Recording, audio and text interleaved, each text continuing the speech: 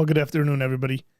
I hope that you're having a good day and it will get just better throughout this day. Thanks for being here. Hit the like button. Drop a comment. Say hello. We like starting with those sorts of conversations. Just pleasantries, I guess. Hellos and what's up? It is a rainy, cold, extremely wet afternoon here in Southern California. So my mood at times, you're probably like this, gets affected by the weather quite a bit. And so I just sort of prefer not to do anything when it's raining and it's weather like this. So let's see how you're doing. We're going to entertain some of your questions. Let's see if you guys can make it a lot more energetic conversation-wise.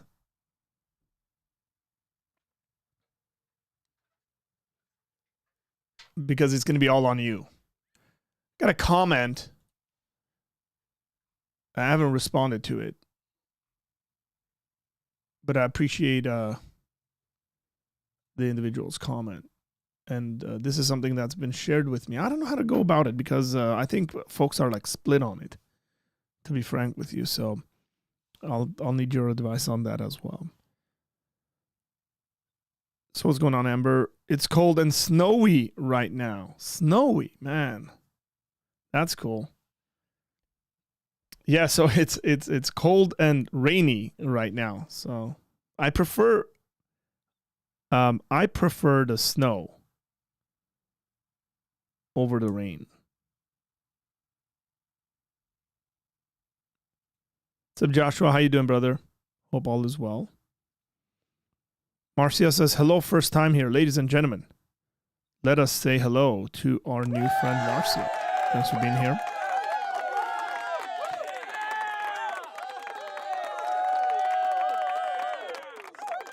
I hope that you enjoyed this channel. I think we got a pretty decent community, Marcia, so thanks for being here.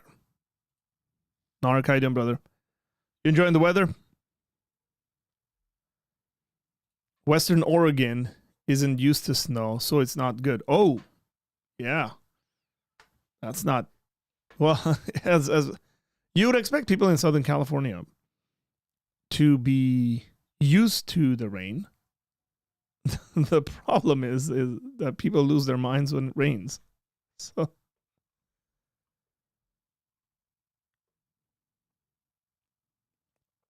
64 and cloudy in Phoenix.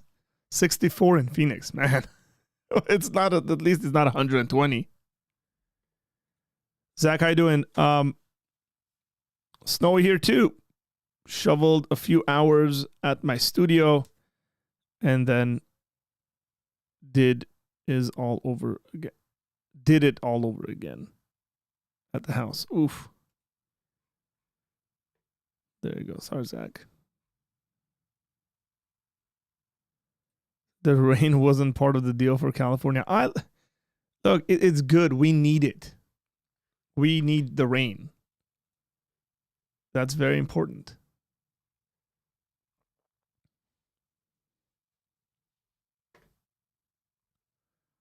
Let me see if I can find this comment that this gentleman wrote. Very nice comment from Joshua Wooden. I don't know if Joshua is in the comments, is in the stream right now. I would guess he's probably not.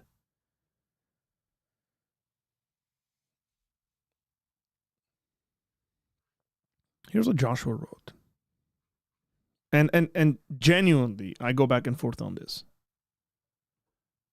Okay, so Joshua wrote this long comment. Wrote, Brother Art, how long have you been doing your YouTube channel? Man, I don't know, officially like since 20...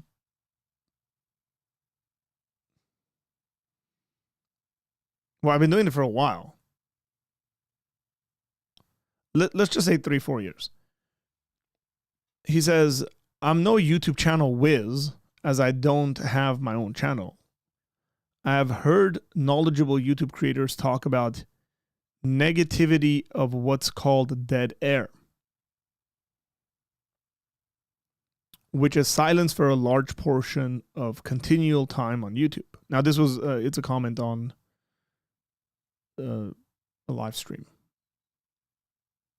Now, I'm a fan, and your channel's fans obviously won't tune out because of the dead air. But as a fellow brother, perhaps an outsider who stumbles upon your channel may go to a channel who doesn't teach sound theology and philosophy like you do. Well, I appreciate that, Joshua. Thank you. To the best of my abilities, I guess. Because of a bad YouTube creator / channel feature of streaming with dead air. I would hate for a newcomer to go to a Billy Carson or some heretic because they know how to appeal to people who are chronically online. That's a key word, I guess, chronically online. But I'm a fan, brother. This is a constructive criticism on something that may hurt your viewership. Again, I much rather someone Jesus curious, someone who is Jesus curious, come to your channel and not like a truth unedited channel, I assume, who IP thoroughly debunked his heresy. I haven't seen that video, by the way, but IP did a response to Truth Unedited as well. The sad reality is his viewers and subscribers are unfortunately large for someone who teaches damnable heresy. Anywho, God bless, brother. Joshua, Joshua, thank you very much, man. And I'll respond to this. The dead air conversation or the dead noise conversation, whatever it's called, regularly comes up on my channel because I will stay silent if I don't have anything to say. And that's problematic for some people. And I realize that's problematic. There's a couple of problems with it, I guess. One of them is if I have music running in the background, then you get essentially you get a copyright thing. Now you can get music, and I've done this before as well. You can get music that's not copyright material and run that.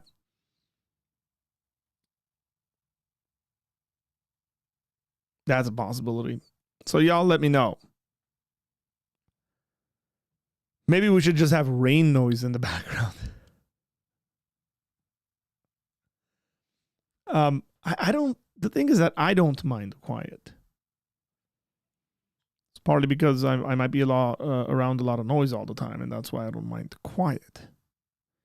The other thing that I think he brings up that's really good question to ask is individuals that are chronically online, because that makes me think about like audience, like who is the audience I'm trying to reach out to, and whether it is the chronically online individuals that I'm trying to reach out to or not. Like I don't know. That's something to think about. What's up, Jerome? How you doing, bro? So I don't know. Again, this is a conversation that's come up in the past. And if you guys have any opinions, if you're like, no, Arthur, it would be best for everybody for you to have some kind of music in the background. Then,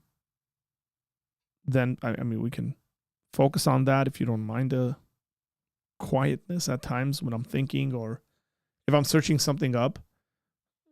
Just sometimes multitasking becomes a bit difficult.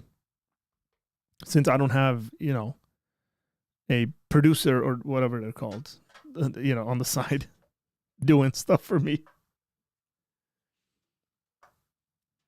Question: what is the question you get most frequently that indicates a lack of biblical literacy at this point in time? What is the question you get most frequently that indicates a lack of biblical literacy? That's an interesting question. So, generally, it's not just biblical literacy. I guess it's theological literacy as well as biblical literacy. When conversations about the law come up and law keeping,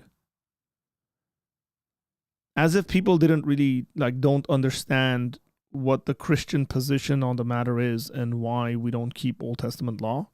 And Amber, like this is your area of expertise. Like that's been coming up a lot more. For some reason, people are really attracted to, no, when I say people, some people are attracted to law keeping. They view it as though it's more spiritual or religious. I don't know. But the freedom I see in the New Testament that's been offered to us in Christ gets ignored. And people don't know how to make sense of covenants in the Bible. They don't read the Bible covenantally, if that makes sense. The Bible separated into two main parts, Old Covenant and New Covenant. That's what testament means, ladies and gentlemen. So Alexander's saying Hebrew Israelites, but I'm not just talking about Hebrew Israelites. I'm talking about even folks that I would consider to be Christians, to be believers.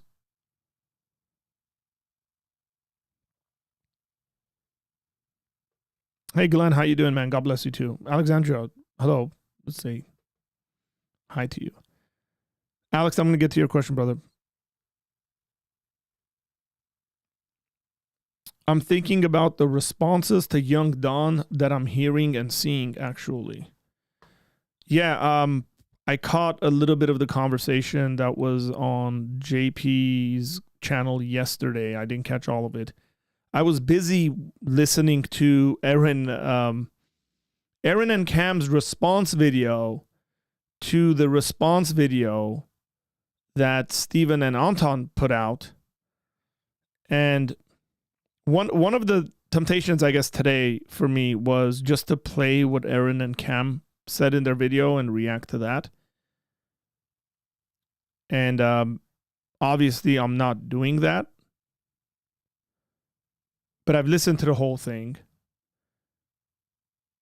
And I'm trying to kind of collect my thoughts around it because I think there's quite a bit of confusion in there. And I want to do it in the right way with the right heart behind it.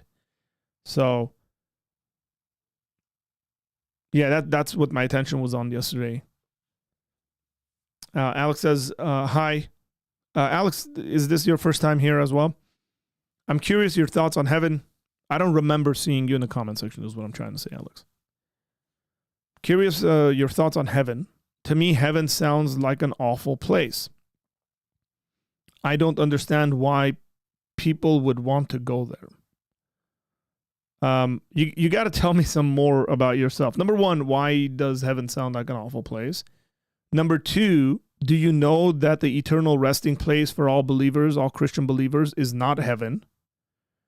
That's not biblical theology. That might be a popular cultural myth that the church, I think, is probably at fault for not communicating properly. And what do you think heaven or eternal existence is going to be like, Alex? So I don't have enough in here because you're asking my opinions on heaven, and then you tell me how you think it's an awful place. It's easy for me just to respond to your claims. Let me just put it this way, just to clarify this. Heaven is not the eternal resting place for all believing Christians. That's not what the Bible teaches. The Bible in Revelation chapter 21 teaches that God will create a new heavens and a new earth, and that means everything. Because if you read Genesis, God is the creator, Yahweh is the creator of the heavens and the earth. And then it says that God will dwell with his people on that earth, kind of like it is in the Garden of Eden, but on a global scale. And what does that look like? Well, it doesn't really explain what that's look like. What it looks like is very different than life is here. Part of it is that there's no death, there's no pain, there's no mourning. And I suppose one of the things, if I can speculate here, would be something like human freedom without sin in a loving relationship with God and other people, with everything that comes to being with human innovation and genius, community, and all of that put together as to what that would look like. I think the possibilities are endless, and that excites me quite a bit there, Alex, in regards to what kind of a world that would be. So again, I have a little curiosity as to why you think it's an awful place and what you're actually thinking about when you think about heaven. And again, like, I don't know how old you are, right? For all I know, you can be a 14-year-old guy who has thinks we're going to be sitting in heaven playing harps with some wings or something like that. Like, how do I respond? How do I respond to that, right? So I need a little bit more. And since it's your first time here, ladies and gentlemen, do me a favor and welcome Alex to the channel.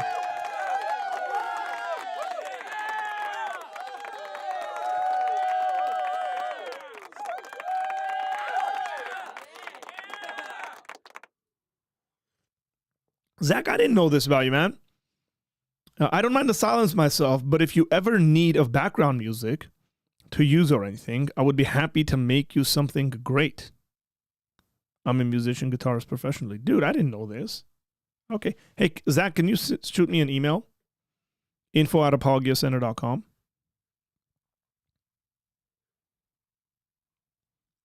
And then maybe we can have you create like 1 or 2 tracks that we can use.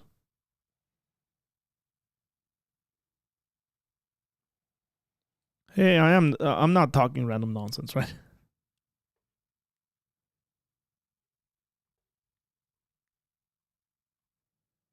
What's up, Arma? How you doing?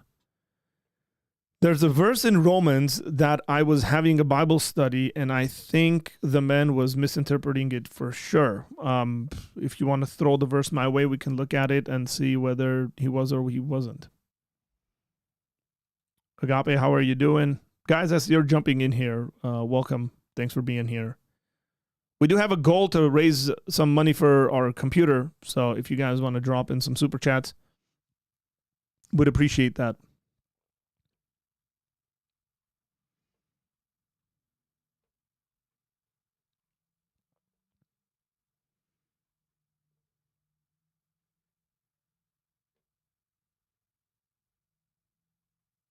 I'm just catching up on the comments, guys. Forgive me. Okay, so Jerome says, I think it's all genuinely embarrassing, Arthur.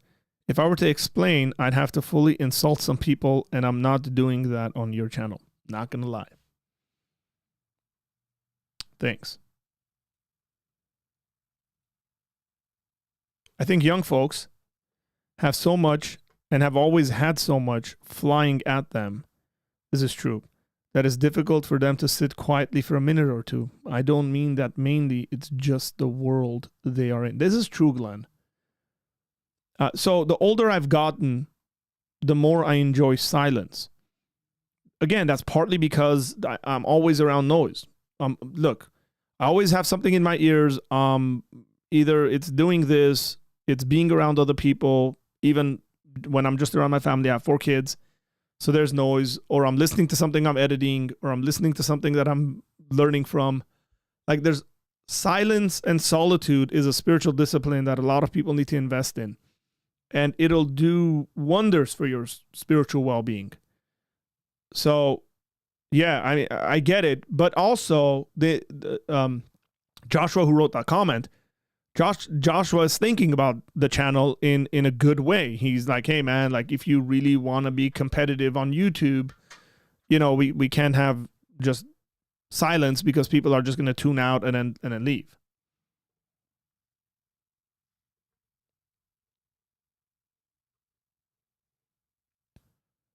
What would cause someone like Don, who used to debate, all of a sudden abandon the God of the Bible, and may I say, the universe? So it seems to me that Don's main argument has to do with the slavery stuff in the Bible. Again, there's probably other issues there. I have my opinions, but yeah, I'm not sure whether they're constructive. Johnson, how you doing, man? What's up, Nina?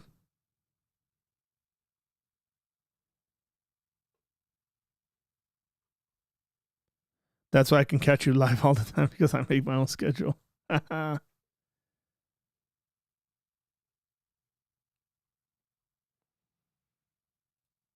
Okay, Alex says, eternal life doesn't sound great to me. If we have no pain, then it's not me. I think it's Christians don't realize what eternal life is. 500 years seems a long time. Well, look, that is not, it's not an argument. You're just telling me like you'll be bored. But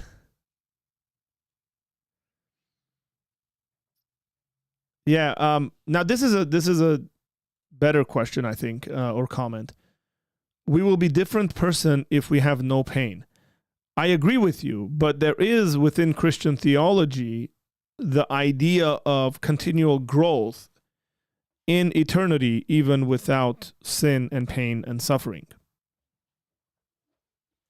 It's usually referred to as, it's put in categories like from glory to glory, but there's still growth happening. That there is individuals who believe that.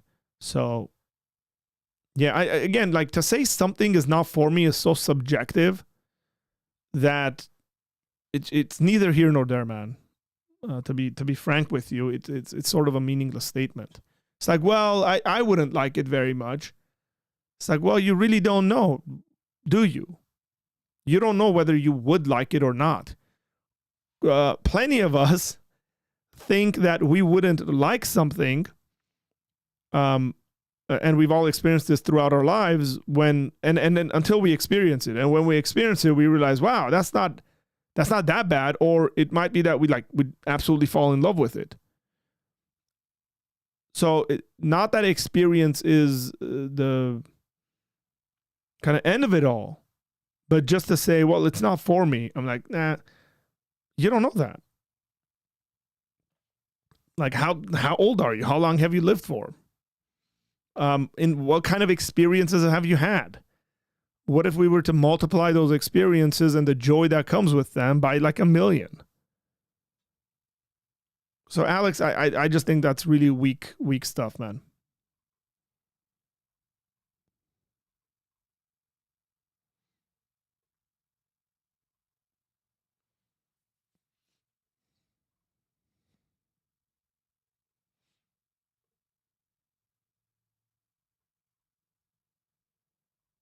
Catching up on comments. I guess I got to say that because there's too much silence.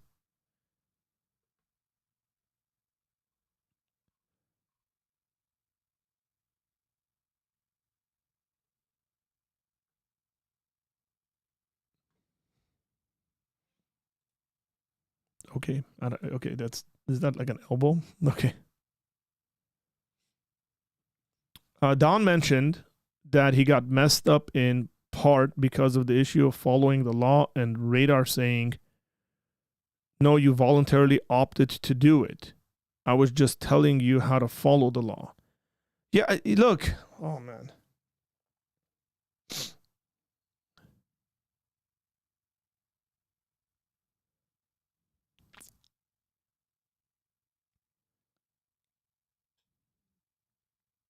Okay. I don't know whether I should say that or not. You can say that it's difficult to think about, but because it's so unlike what normally experience, it's hard to make definitive claims about how good or bad it would be. So let me put it this way. I would say, think about the greatest joy you've ever had in life, the most euphoric experience, and being in the presence of God is that multiplies an infinite amount. Being connected to the source of existence is that. And I hope that you guys have actually enjoyed joyous occasions. I think it's C.S. Lewis who says something like, it's sort of like we will experience these amazing things in life, and then they're gone all of a sudden. I'm paraphrasing here, but they're fleeting. Any good moment we have, they kind of escape us, and then we try to gain them back, but we can't because it's done and it's past.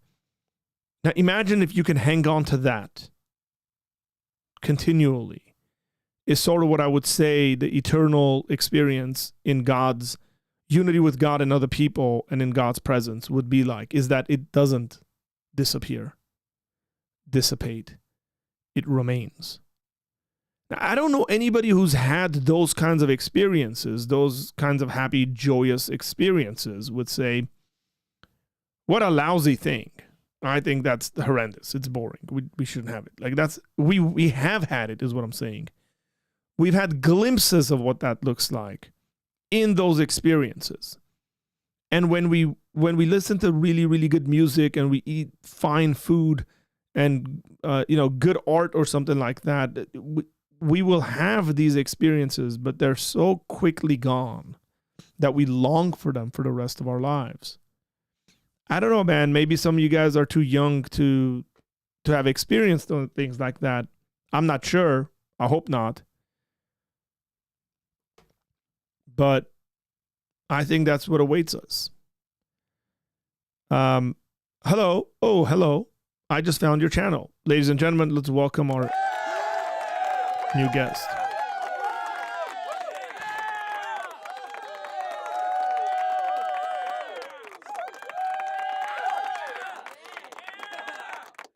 Well, this is true. Yeah, Amber, this is true. Arthur, I know you don't want to talk about Dawn, but can we anyway? I don't know much, Agape. I know that he's come out and said that he's walked away from the faith. Let me put it this way. Okay, I can't say this now. I'll be pretty confident at it. Why? I've criticized Dawn. I've criticized Dawn from the beginning. If you go back years, you will see me have videos about young Dawn and the claims he was making. And I stand by those claims today because I think he was moving too fast. I think he took on way too much. I think he changed his mind way too quickly. So, look, there's an aspect of us, I think, that wisdom and scripture attest to, that we shouldn't be like the waves of the ocean, tossed and turned by any idea that comes our way. The stuff that I saw from the beginning with Dawn is that he was tossed and turned by any idea that came his way. Calvinism came his way. He started believing it, and then he gave it up. And then the next thing came his way, law keeping and all that stuff, he took it on. And then the next thing came, he took that on. And then now this new thing has come, and he's taken that on.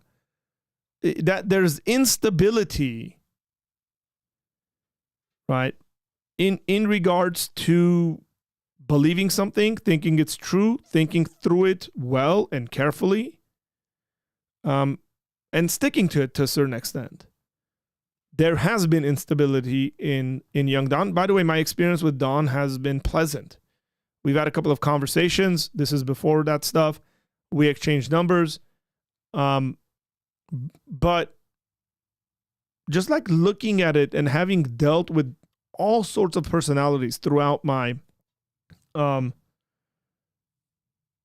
my ministry, whether it's pastoral ministry or just ministry in general, there are personality types that you come across.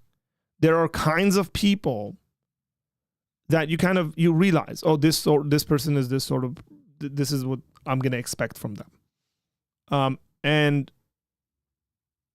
being convinced by, let me rephrase this. There's a passage in the book of Proverbs that says, and I might be paraphrasing this, but it says something like, a matter seems true until the other side is presented, right? A lot of people, especially on the internet, jump on these bandwagons and then they go, oh yeah, like I follow, let me just throw some guys out there that I know and I love. Like they'll watch Leighton Flowers videos and only Leighton's videos, and then they're like, they believe everything Leighton says. And even the stuff that Leighton's criticizing, they haven't read that stuff. But they're trusting that Leighton is doing a good job representing that. And again, I'm just using Leighton as an example because I actually agree with Leighton quite a bit. But this is like what I try to say to you guys. Look, if you hear me saying something theologically, and if I say, I think this subject. Like, understand what I'm trying to say in the way I defend it, but also go and read the people I'm criticizing, because I might not be doing the best job in presenting those people. I try to be fair as much as possible to the best of my abilities. But again, we can unintentionally be wrong. So if I came across any argument that I read, any kind of, position, and then all of a sudden it's convincing to me, that means I'm unstable, and I'm unstable in multiple ways. That means I'm unstable in regards to my understanding of the Bible. That means I'm unstable in my character. That means I'm unstable in the way that I reason through things and come to making statements like I believe X or I believe Y or I reject X, but I'm not sure whether I believe Y. That's the sort of stuff I've seen. And I don't know. Given the track record is what I would say. I would not be surprised one bit.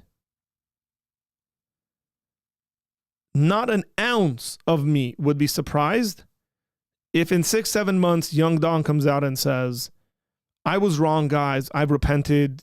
I got convicted over this. I'm following Jesus again.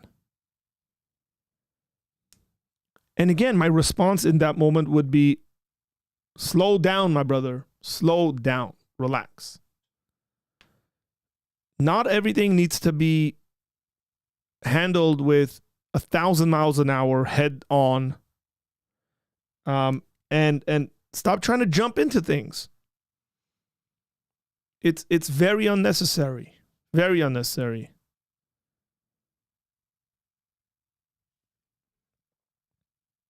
Thank you. Proverbs 18:17.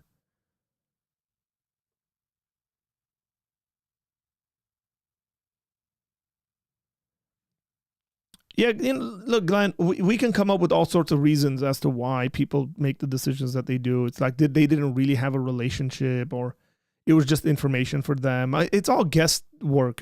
For me, it's unhelpful to the dialogue. Let me put it that way. It's unhelpful towards people. It's really not helpful for me to go to someone and say, you know what, you really didn't have a relationship with God. All you did was, take on information and think it's true. It might be true what you're saying.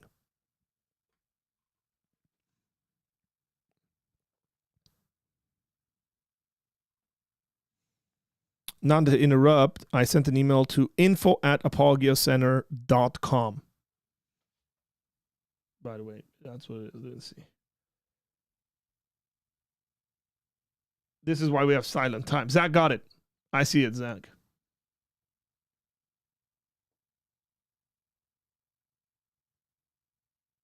Okay.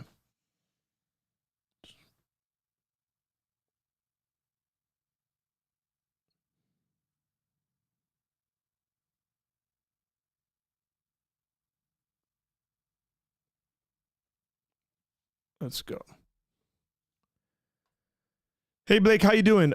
Newer to the channel. Everybody welcome Blake. But so appreciative of the work you do. God bless. God bless you too, Blake. Thank you so much, man.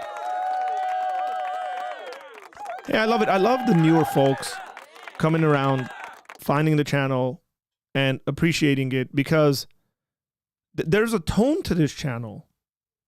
Okay? There really is. And I'd like to say that's my tone. So I saw someone yesterday and I spoke to him and he said, Arthur, you're a lot more aggressive on your channel than you are in person. And I was like, no, it's because the setting I'm in, I haven't become as comfortable as I would be. And if I did, I'd be a lot more aggressive. But I actually am way more relaxed in regards to my channel than I think I'm in person. Even though, some of this with age, I've definitely calmed down as I've gotten older. But there is a tone to this channel, and we try to be respectful. But again, sometimes when people are doing stuff and saying stuff that are really out there, I'm going to respond to them. And at times I am I'm not being a jerk, but I'm a bit more strong with my words. Let's put it that way. But the reason why I say that is because I appreciate the fact that people like Blake, they're like, hey, really appreciating this sort of a channel. That gives me encouragement to say, okay, we're doing something right here. Let's continue with the way we're doing it. And yeah, the growth might not be, the viral sort of growth. Man, I really don't want viral sort of growth. I prefer slow growth over anything. Yeah, I think what probably changed in his mind is whether the Bible is the word of God. And I'm just trying to incorporate what stuff he said. Where, hey, I was going into those texts trying to defend that stuff and make excuses and defend what the Bible teaches on these matters, where I just looked at it for what it is and realized that it's as bad as anything else. Let's put it that way. Without an anchor, we can be blown here and there by every wind of doctrine. Amen. This is partly why the church that I attend is called Anchor Church. Not to be annoying, but what is the person's channel? I'm curious. Oh, that's okay. People can send you that stuff.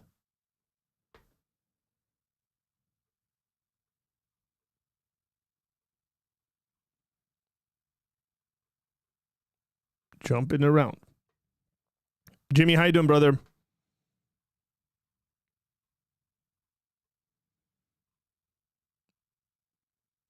I'm not aggressive, man.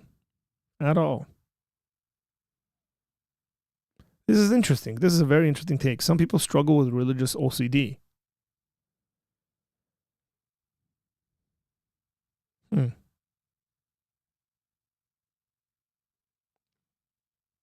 Very interesting.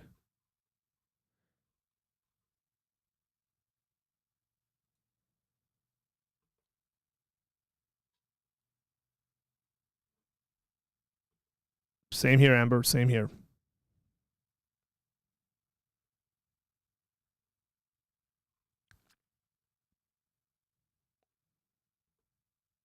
So let me put it this way. Hey, Ice Dude, how you doing? How was your day? Well, my day is middle of the day, so it's not ended. I don't know if I would say how was my day.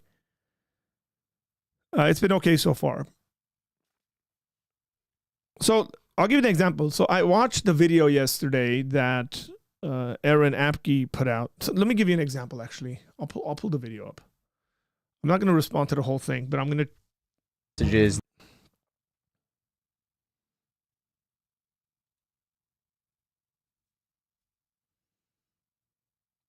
See, I didn't timestamp these, man. I should have done this. Now I got to go back and timestamp them. He made a claim that is very interesting. I want to be nice. And the claim is, well, I'll let him make his claim, I guess.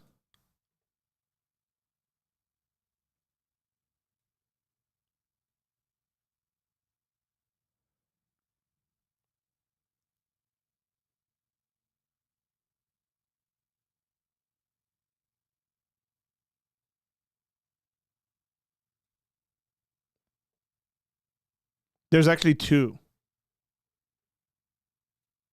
that really stood out to me. And there's a tone in the video that I find very, very interesting as well. Highly edited video. I mean, it's their interview, so they can edit it however they want. They did a pretty decent job editing it. Aaron must have really good editors.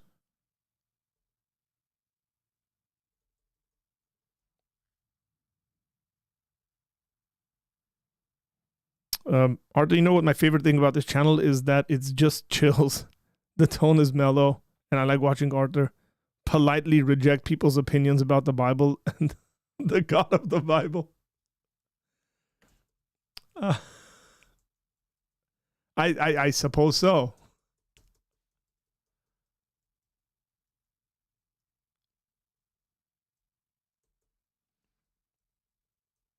So I am not very quick to accuse people of deception. Like I generally, when people say things, I generally will say, oh, they misunderstood things. They didn't understand it close enough or well enough or something like that, right? But some of these things, I don't know how I can justify it. I really do not understand how I can justify it. As a, like, oh, it's just a misunderstanding or something like that.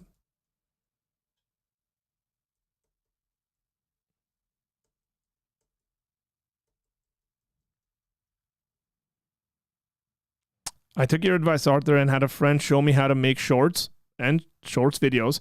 Again, there's apps on this stuff. I released a test short this morning. Let's go. Amber, what are you at subscription wise? The very Reverend Nick Quint is in the house.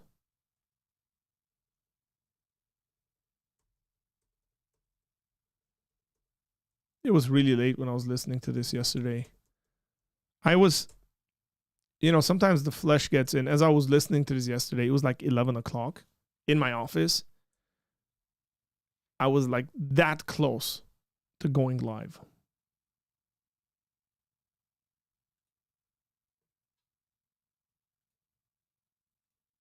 With some of the claims.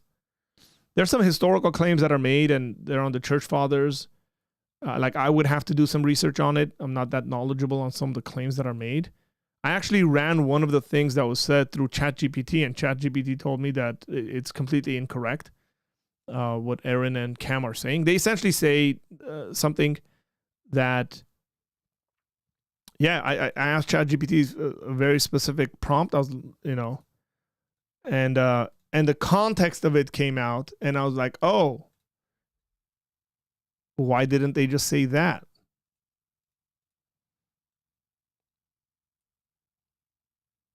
There's a sort of beef going on, and I'm like in the middle of it. Nobody's addressed me. Here it is. Okay.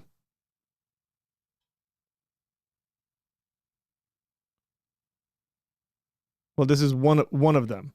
So I want you guys to check something out here. And I find these interesting. And we got some scholars in here, right? Nick Quint's in here. Amber's in here. She's studying this stuff. Just let's evaluate some of these arguments. Okay, I'm going to try to play this. I might have to go back a little bit. And then we'll evaluate what Aaron's saying. Full behavior. Jesus never said that. Let's go. Peter says that to be appointed an apostle of Jesus, beginning from the baptism of John until the day he was taken up from us, one of these must become a witness with us to his resurrection. So they chose Matthias to replace Judas because Matthias had witnessed both Jesus' baptism by John. The argument that Aaron's coming up with here is that the qualifications for being an apostle are not met by Paul.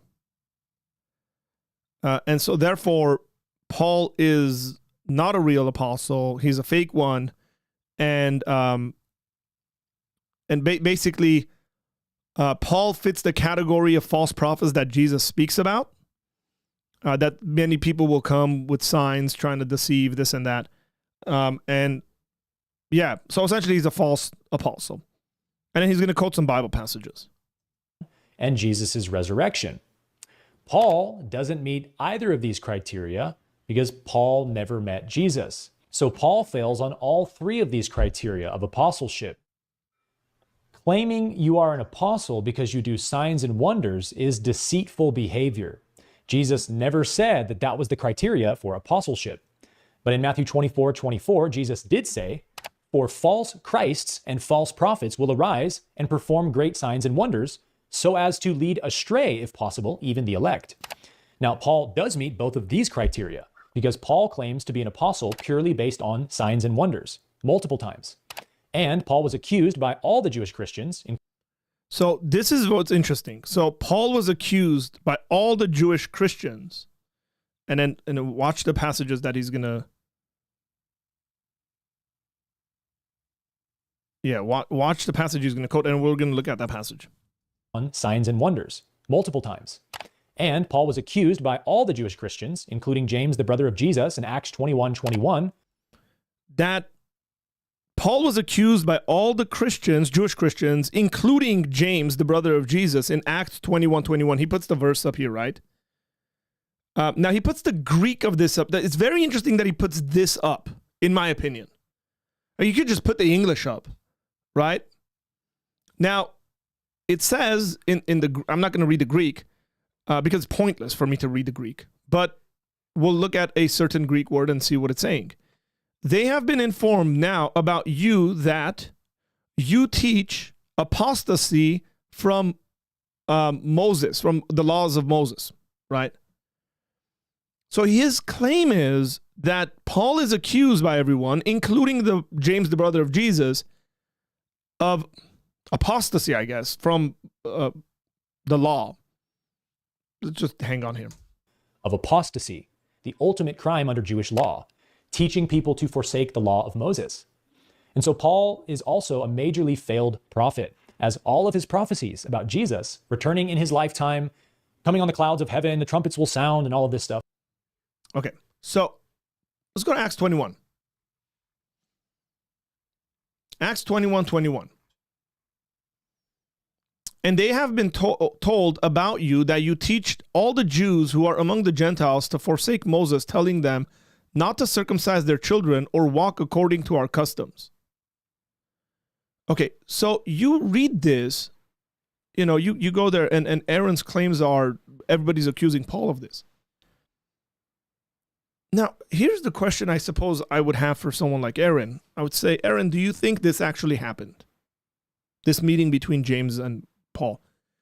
Because there's a very sly move that happens in the way Aaron approaches these subjects.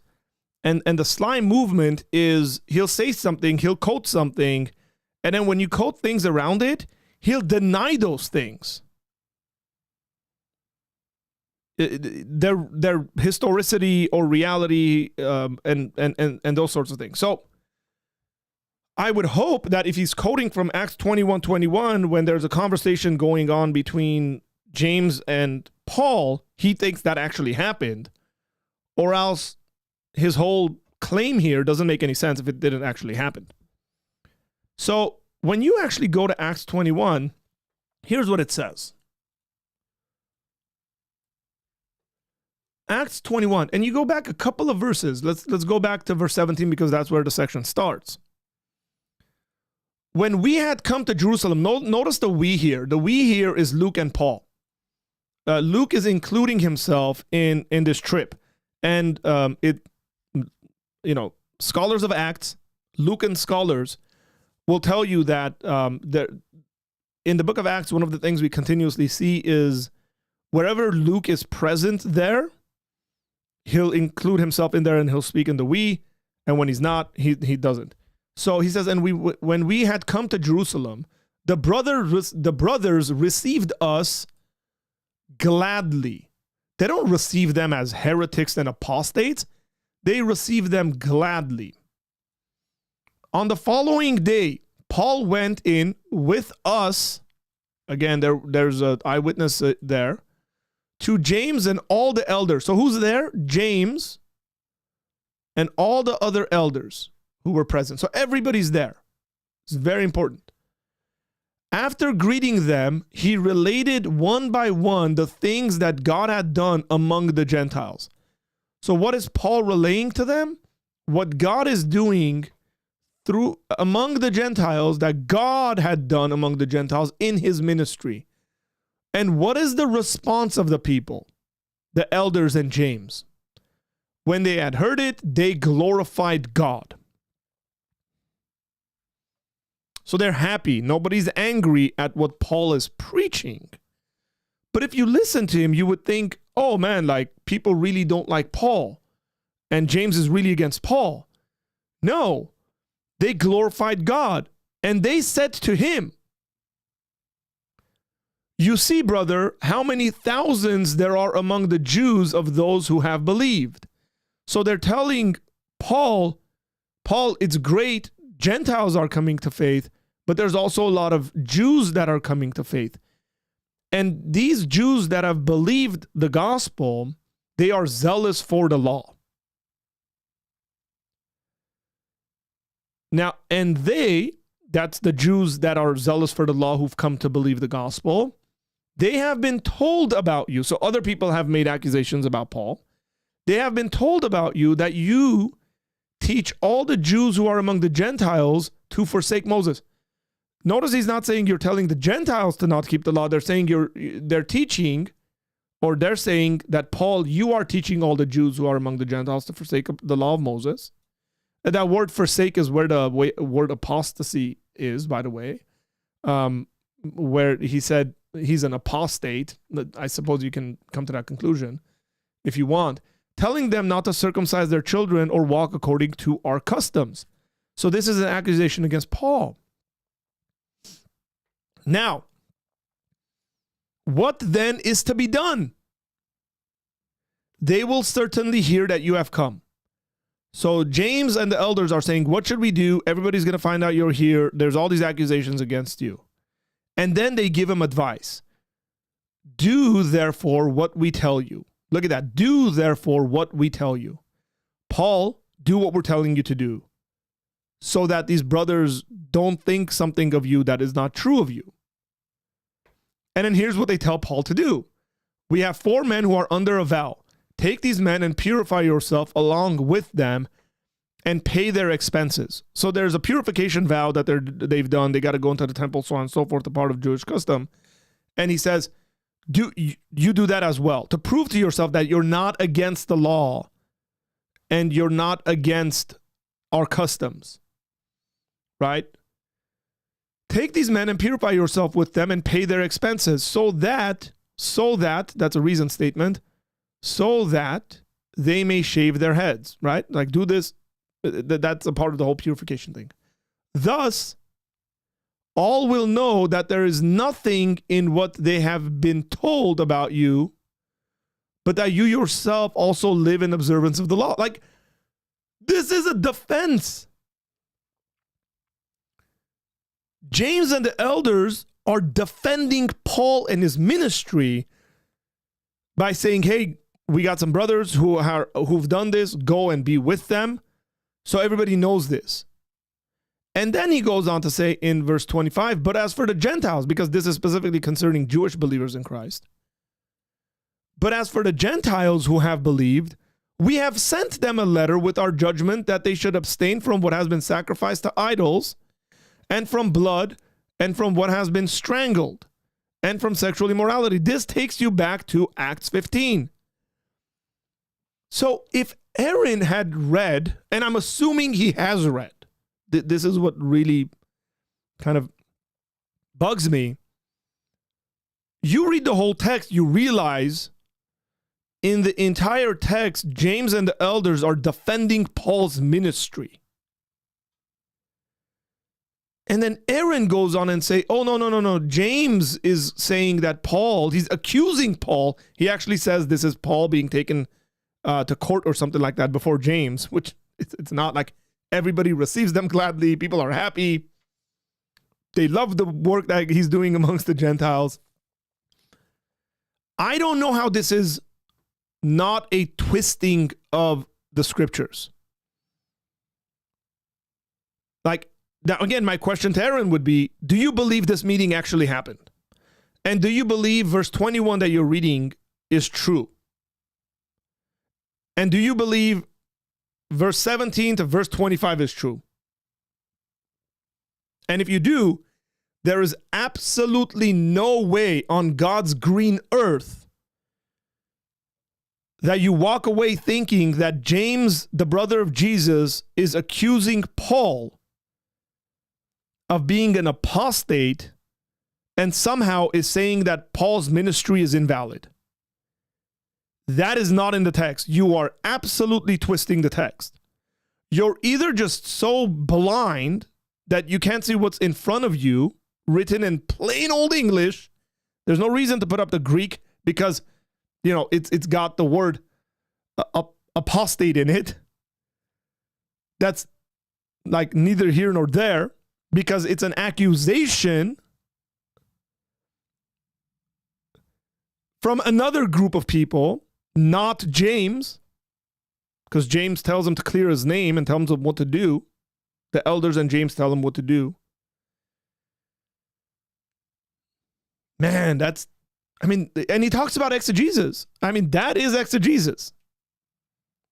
If Aaron wants, he can come on my channel. We'll sit down and we'll exegete this passage. And I want to see how he comes to that conclusion. Proper exegesis. These are the things, you guys, right? Like, I see these things and I go, man, I always want to give people the benefit of the doubt. I always want to say, he didn't see it. Whatever. He's been taught wrong. But come on, man, you can't be that unawares.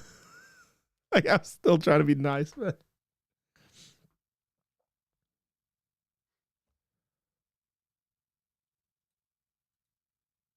so there's that. Here's another one, which again,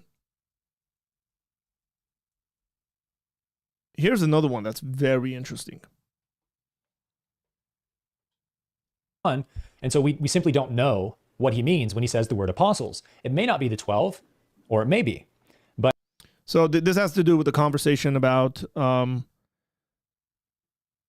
which apostles, it has to do with the church fathers, which apostles rejected Paul, and are they false apostles, people who claim to be apostles, or the actual apostles? And this goes back to the original debate, and then Stephen and Anton's defensive or response to it. He says, well, it could be, it might not be, but regardless, my focus is going to be on the Bible passage he opens up and shares. Okay? Guys, pay very close attention to this. Because it's again, blatantly face value, what you see in the text and what he says is just plainly wrong. Because we're reading out of the Bible. That's what he's doing. Aaron is the one bringing the Bible into this conversation. But the larger point is that this quote from Ambrosiaster, I'm pretty sure he's actually just referencing a quote from the book of Acts. So if you want some historical context, Stephen, you can turn with me to Acts chapter 9, verse 26. Acts 9:26. And we're going to look at that text. Which says, when he had come to Jerusalem, he attempted to join the disciples, talking about Paul. And they were all afraid of him, for they did not believe that he was an apostle. Okay. The text says, when he had come to Jerusalem, he attempted to join the disciples. And they were all afraid of him, for they did not believe that he was a disciple. On the screen, Aaron put up the proper text that says disciple. The Bible he had in his hand, and I'm not sure whether he's actually reading from that or just restating it or something like that. He says, for they did not believe that he was an apostle. But that's not what the text says. And again, we'll look at that text. That's Acts 9:26. Listen to his argument. So that's all that Ambrosiaster is saying, is that the other disciples didn't think he was an apostle either. So whether or not Ambrosiaster is referring to the 12, we have Acts referring to the 12 being afraid of Paul and not believing he was a disciple. Now he goes back here and then he says, the 12 or whoever those disciples are don't believe he's a disciple. There's two options here. Either Aaron doesn't know the difference between the word apostle and disciple, and he doesn't know what that text actually says, whether it says apostle or disciple, or he's intentionally using the word apostle to say, see, Paul wasn't a real apostle because people didn't trust he was a real apostle, when the text actually says that they didn't think he was a disciple. Now, this is Paul's conversion. It makes sense for people to be afraid of him because he's been persecuting the church. And then now what ends up happening is verse 26. He ends up in Jerusalem, and so when he had come to Jerusalem, he attempted to join the disciples, not the apostles, the disciples. The Greek word here, mathatheis, means disciple. It is not apostolos, which means apostle. So he's not trying to join the apostles, but rather the larger group of disciples, followers of Jesus. And they were all afraid of him because, dude, they're skeptical. This guy's been killing people. He's been jailing people. What if he's trying to infiltrate them and have them arrested, all that stuff? So they're afraid. For they did not believe that he was does it say apostle? No, it says disciple. Mathetes. Okay, now if you read verse 27, it says, but Barnabas took him and brought him to the apostles, the apostolos, and declared to them how on the road he had seen the Lord who spoke to him, and how at Damascus he had preached boldly the name of Jesus. So he went in and out among them at Jerusalem, preaching boldly the name of the Lord. And he spoke and disputed against the Hellenists, but they were seeking to kill him. And when the brothers learned this, they brought him down to Caesarea and sent him to Tarsus. The text literally tells you they were questioning whether he's actually a follower of Jesus, not apostle, whether he's actually a disciple of Jesus, follower of Jesus, like all the other disciples. And then the verse afterwards has the word apostle in it, which is never used in verse 26. But Aaron interjects that in his reading, but not what he puts on the screen. And then later on says disciple. He's either confused or there's something sly going on here. I'm not sure. But if you're going to speak about that something and you're talking about historical accuracy and proper exegesis, you better get those things right. Very simple reading in the English language, and then you put up the Greek, right? In the previous section, you put up the Greek. What's the point if you're not even reading the English properly? And then the whole text here, the whole text you could say is, say, 5 verses. The disciples rescue Paul from being murdered. The disciples in general save him from being murdered because they believe he's a disciple now. Initially, they're skeptical, but they believe he's a disciple. Like, I don't know how you can read this text and read that verse and then read 2-3 verses down and come to the conclusions he comes to. It really boggles my mind.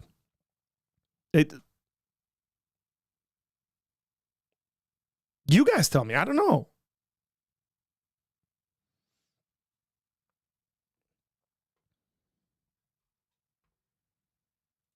What's up, Josh? Like, do you guys see what I'm trying to say? Like, we try to be as gracious as possible to people.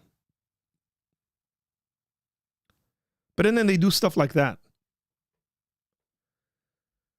Can you touch on full preterism at some time? I've been arguing with a full preterist, and he said, I don't have salvation because I don't believe in the second coming.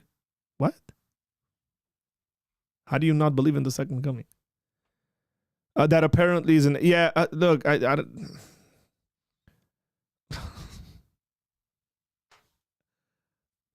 he's wrong. Look, full preterists believe that Jesus fully came in 70 AD. They're wrong because all the things that come with Jesus' full coming and the judgment and all that stuff hasn't occurred. I think partial preterism is a way more reasonable position to take, that most of the book of Revelation has been fulfilled, but not the end and the renewal of the heavens and the earth. I don't know how to respond to that, Josh, in regards to, like, he's claiming you're not saved because you don't believe in the second coming. Like, you do believe in the second coming. You just don't agree with when it's occurred. And I guess he's also doesn't think most of the Christian world is saved. It's hilarious to me that people, again, Amber was earlier asking about, people's lack of hermeneutical kind of awareness and knowledge and stuff like that. That's one, I guess.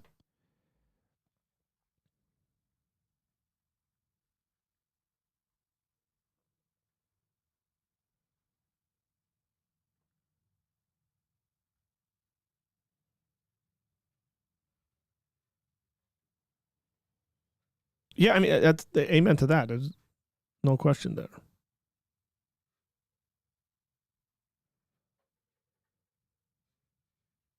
Their title is a little odd. Wes isn't even in the video that they're responding to. Yeah, it's very interesting. I mean, look, I get why they would put it there. Clickability, searchability. Wes's name is being searched all over the place. They're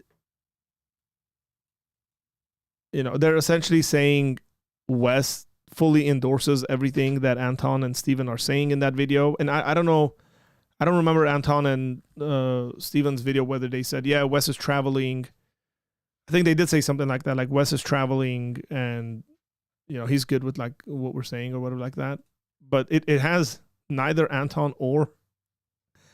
So Aaron Apke and Cam Waters respond to false accusations by Wes Huff. The weird thing is if somebody randomly came across this and then clicked on that video and didn't see Wes.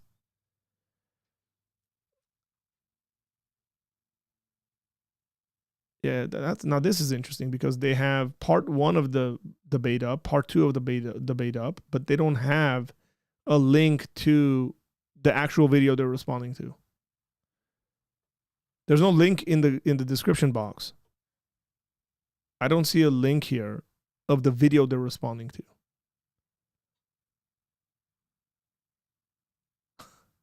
Wow, that is interesting. I didn't know YouTube is doing this stuff. That's nice.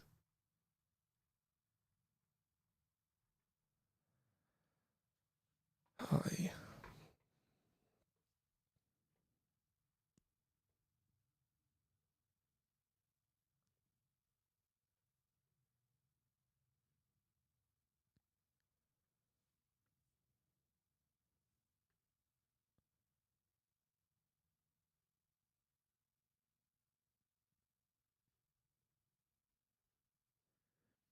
Yeah, these are hilarious objections, Alex. So suppose, say a parent wanted heaven to be a place where his family was there. Biblically, that's all the wrong reasons why anybody would want heaven in the first place. Look, Alex, from all the stuff you've said, I think you genuinely have a misunderstanding of what Christian doctrine actually teaches. And maybe you're responding to like popular level stuff that people just say to you rather than what actual doctrine says. Look, Christians end up in heaven because we want God, and that's where God is. It's not that we just want to go to heaven because it's a better place than hell. Like that I know that's again the popularized sort of stuff. But the reason heaven is because of God. I hope that makes sense. The reason why heaven is what it is because God is there. Yeah? So, I don't know. Maybe there could be an analogy here between the place where the president of the United States lives. Right? Like, what gives the place, the building, the location, the significance that it has, that the president of the United States lives? It's not the building. It's not the location. It's not some kind of a crazy special location. The significance of that place is because the president resides there, lives there. Now, if let's say tomorrow, the president decided to move 5 houses down, that place would become the most significant place. And that other place would not be significant anymore. So the reason why heaven is heaven and people desire to be there is because God is there. Because you get to be in union and communion with God. Again, these are like popular level stuff like, oh, I want to go to heaven so I can see my grandmother. That is a very elementary level understanding of these things. I would say that's even an improper reason why you would want that. It's not what Scripture teaches. It might be a noble desire. It might be a good desire. But you got a couple of things that the individual that would say, no, I want to go to heaven because my grandmother is there, would be something like, hey, you got something off here. You don't understand the purpose, the telos of the Christian life. We keep our focus and attention, we keep our eyes focused, as Scripture says, we keep our eyes focused on the author and perfecter of our faith, not the location he's at. But this is why the psalmist in the Old Testament can say, better is one day in your courts than 1,000 days 1,000 years elsewhere. Better is one day in your courts. Why is one day in your courts better than all the other places for a longer period of time? Because you're there. Because your presence is there. That's why just to have one day in that place is better than anywhere else for 1,000 years. That makes sense to you?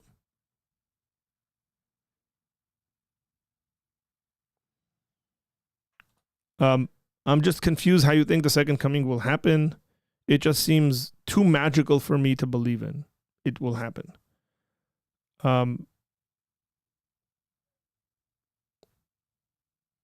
Jesus died and resurrected.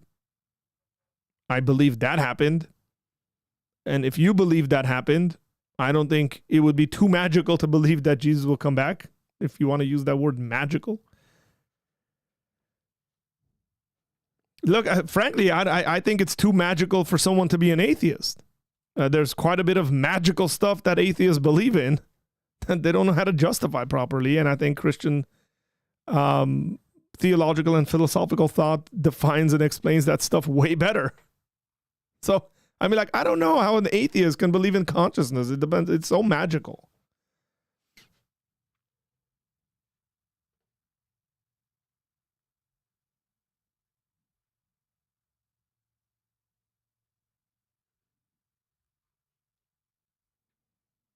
Psalm 84:10.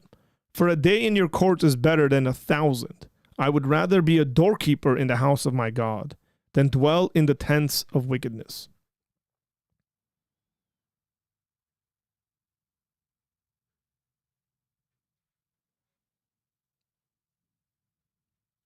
That's only a comment that your mom can make, Zach.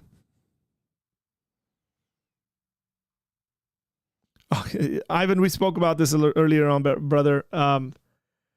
I haven't really followed it too closely, but I've kind of tried to pay attention to it. He was on JP's, caught the tail end of that yesterday. He was saying God regulates slavery instead of abolishing it in the Old Testament. Yeah, look, I wouldn't disagree with God regulating anything. Yeah, I think God regulates things everywhere in regards to the Old Testament. It's all over the place. Polygamy is one of the things. There's polygamy in the Old Testament. Doesn't necessarily just get rid of it.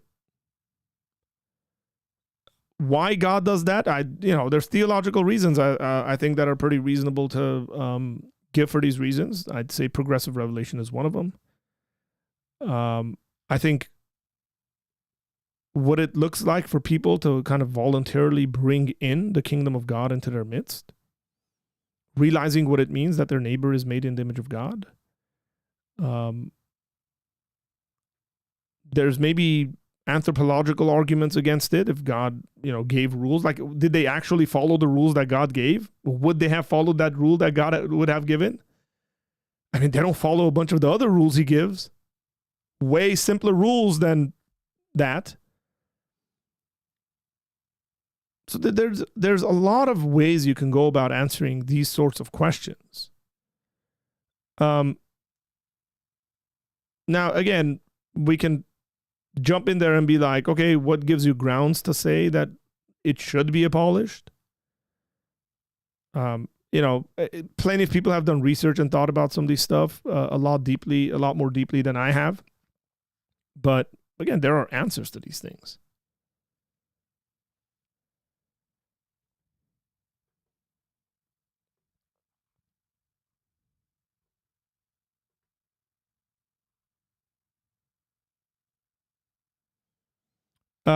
This is a interesting idea you're going at there, Nick.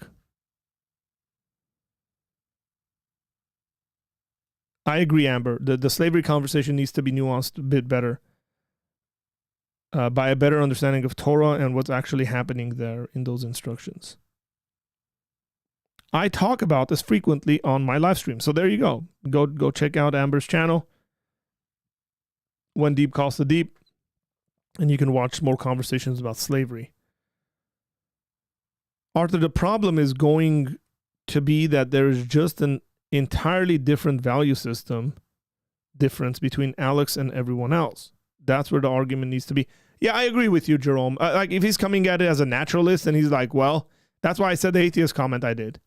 Well, that seems pretty magical. It's like, cool. Well, I think you think our existence is very magical. Everything came into existence from nothing.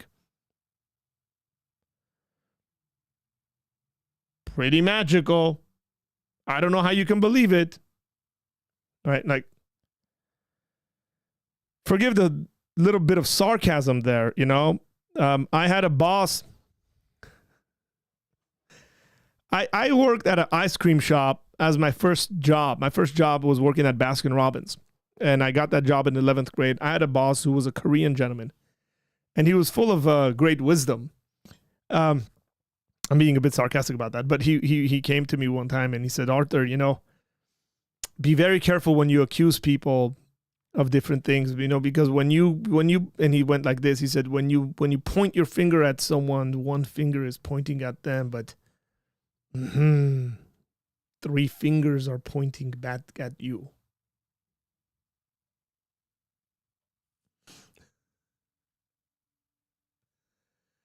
I'm just saying, if the atheist is going to sit there and be like, Jesus' resurrection and him coming back is pretty magical, I can't believe it.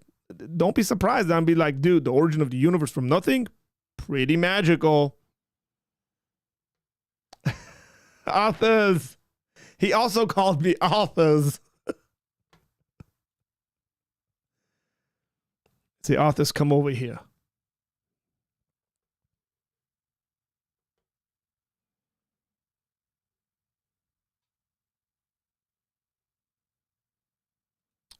I don't know, Jerome. I can't look. I can't be the lawyer for everybody on the internet.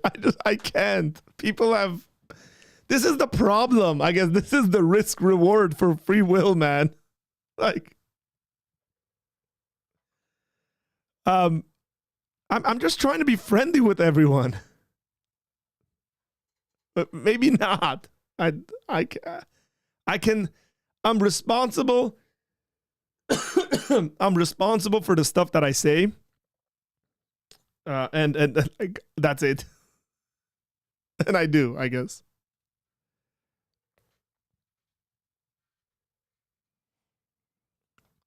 Dude, I wouldn't last a single day at that job. I would eat all the ice cream. You'd be surprised how disgusting some of those ice creams are. They're just like taste-wise very disgusting, and you wouldn't.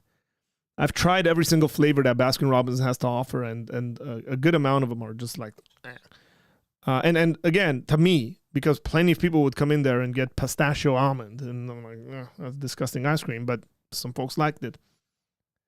But I'm also not a big ice cream person. So I worked there for a number of years. This gentleman right here has known me that long.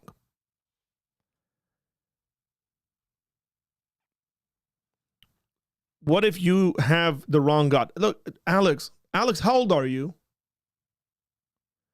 Again, this is a regular question I ask people that come on my channel, and they ask a series of questions. And the questions are of a certain sort in which I am prompted to ask how old the questioner is. Because it helps with my responses when I find out how old the person is.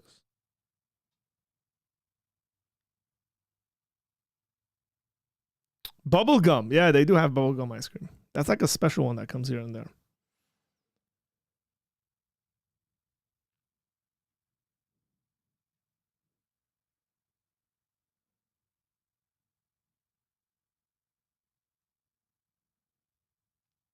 Jerome's on fire today, man. He's usually like pretty calm.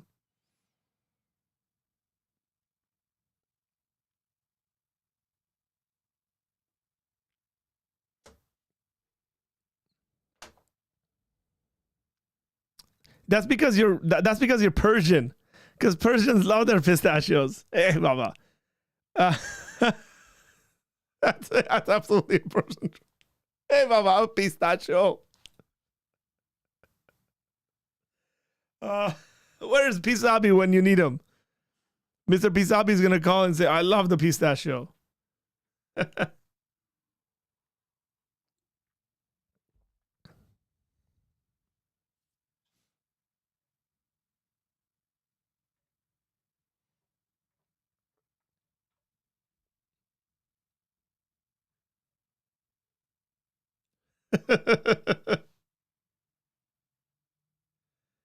That's funny.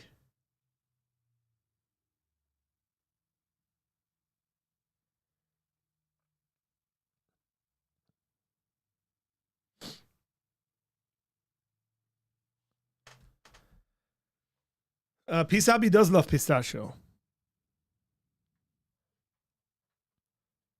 So I've been neck deep in Romans 11:25-27. Do you think all Israel will be saved? Spicy. Yeah, I don't know about that, man. That's something that I'm agnostic about. Hey, what happened to Alex? Alex, I asked how old you were, man. Can you give me an answer? It just helps with my responses, bro. Seriously.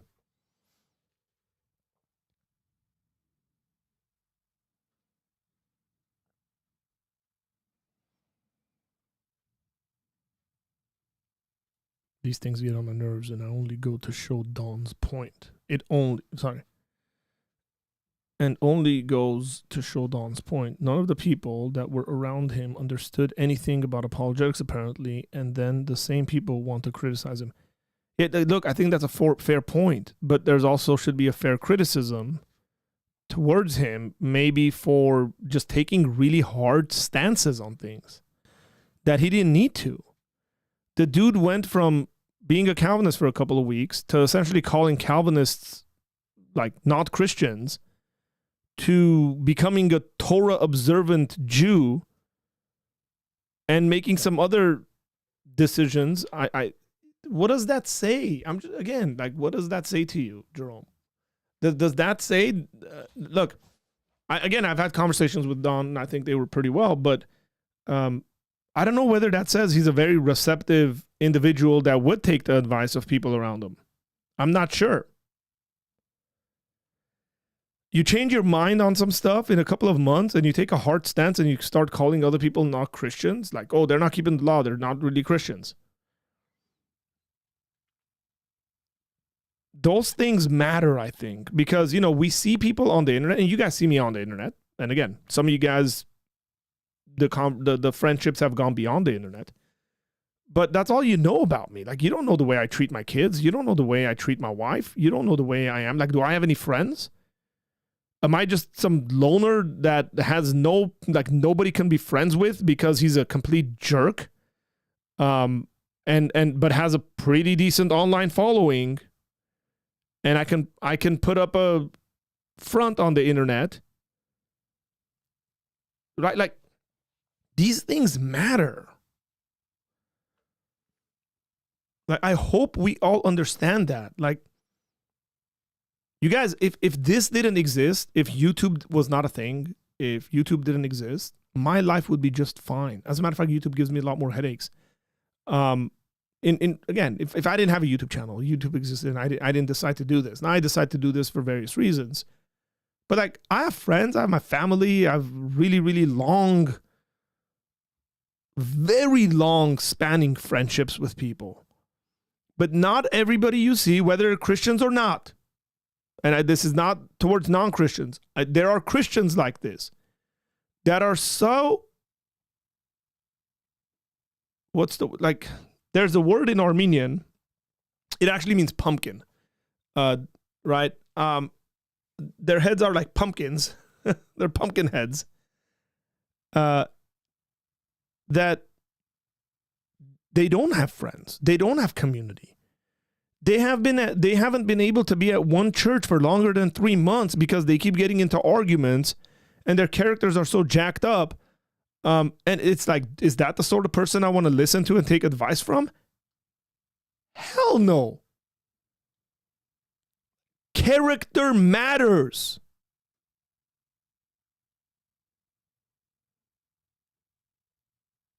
Be attentive.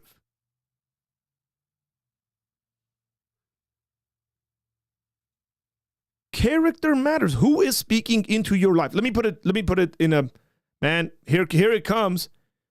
Knuckleheads. There you go, Lewis. This is my reference for, because I know Jerome's going to mention it. Jerome, here comes the Dallas Willard line here. Who and what is forming you? Look, I realize that my interaction with you guys through this camera and this screen is formational to you.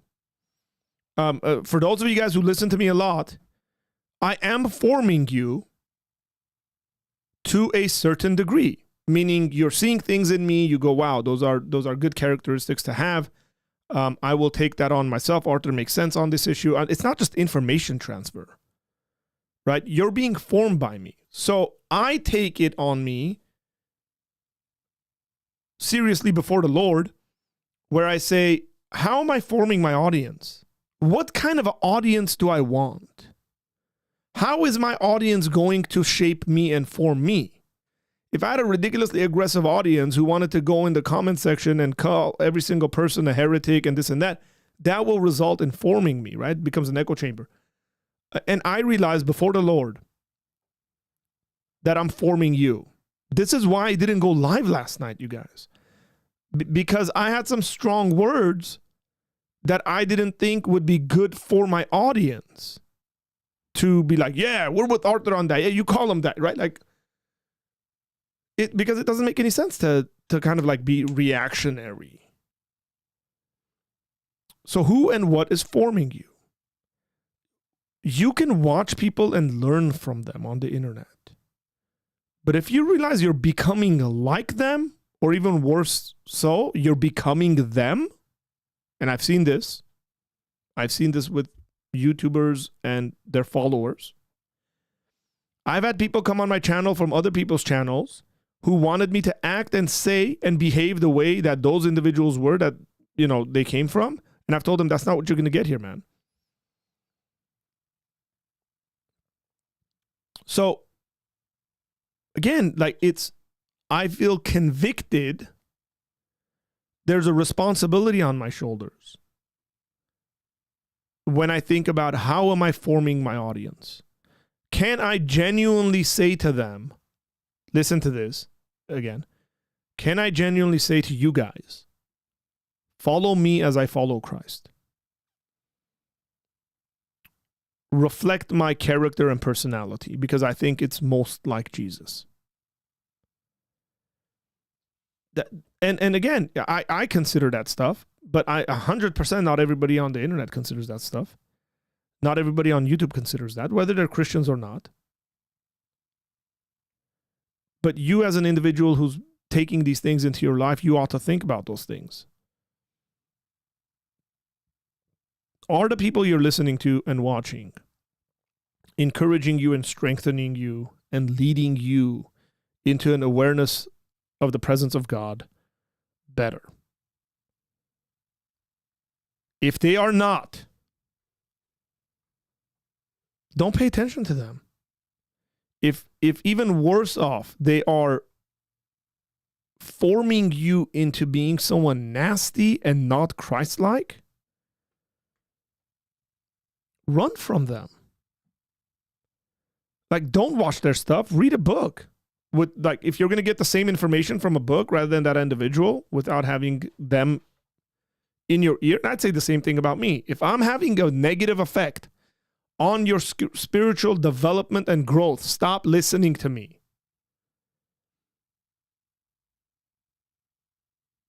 Go and research all the stuff on your own. Find the books. Read the books I recommend.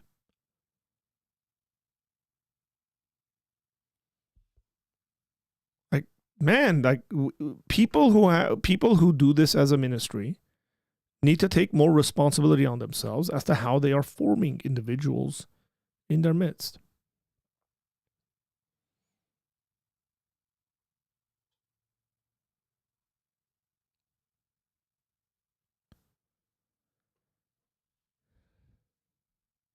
I searched that on ChatGPT. I'm qualified to teach.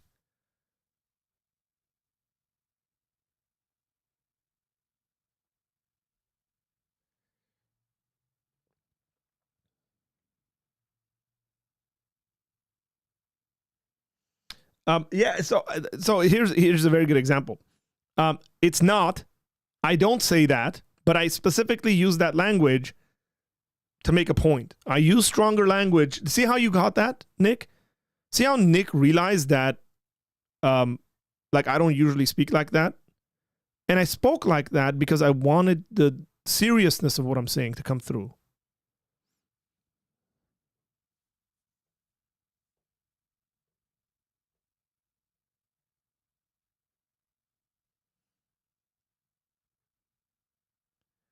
I'm just curious. By the way, I read that you were 25 years old. I'm just curious overall, as I was homeschooled in a very one-sided Christian household. Well, I'm sorry if you were. I think maybe it would have been better for your parents to introduce you to a wider range of Christian and non-Christian thought. But again, you're 25 years old, my brother. It would, you should be at one point or another taking this stuff on in a more serious state of researching and thinking and not necessarily just listening to what your parents have been saying, because I don't know, maybe your parents are like phenomenal theologians. But what others have to say on matters. One of the issues that I've seen in Christian homes and Christian churches is extremely one-sided theological perspective, and kids grow up and they reject that, and then they don't realize the other stuff that they're accepting and what that entails. And maybe they're rejecting the stuff that like should be rejected, or they're rejecting things that Christians might have 3, 4, 5 opinions on, and you can reject that and believe something else and still be a Christian. But in their minds, they've essentially connected that belief with being a Christian in the first place. So once they give up that belief, that even though Christians have multiple opinions on, now they say they're not Christians anymore. And my contention would be, no, you can reject this view and still be a Christian. Again, we're talking about secondary views. That's one of the things I've seen generally. Yeah, I'm preaching here, man. I got stoked there. So I was listening to Dallas Willard again, and that's the comment. And he made that was probably a sermon he gave in like 1980 something. It's probably as old as I am, and he was talking about what are you reading, what are you listening to, what are you watching, and how are those things forming you? Those questions still stand. Those questions stood 2,000 years ago. Those questions will stand in 3,000 years if the Lord doesn't come back. How are you being formed? And is what you are being formed into the likeness of Jesus, or is it the likeness of Arthur, or is it the likeness of Mike Winger, or is it the likeness of Mike Jones, or is it the likeness of Gavin Ortland, or is it the likeness of Jesus? The goal for every single one of us who are ministers of the gospel, the goal should be that we direct you to be formed into the likeness of Jesus, and anything else other than that, if we're intentionally doing it, I'd even argue if we unintentionally are doing it, is sinful. Because that means we're not loving you as our audience. I don't want to have a bunch of followers that look exactly like me. That's not what God's plan for you is. God's plan for you and I, if we are believers, is to be conformed into the image and likeness of Jesus Christ. It's simple.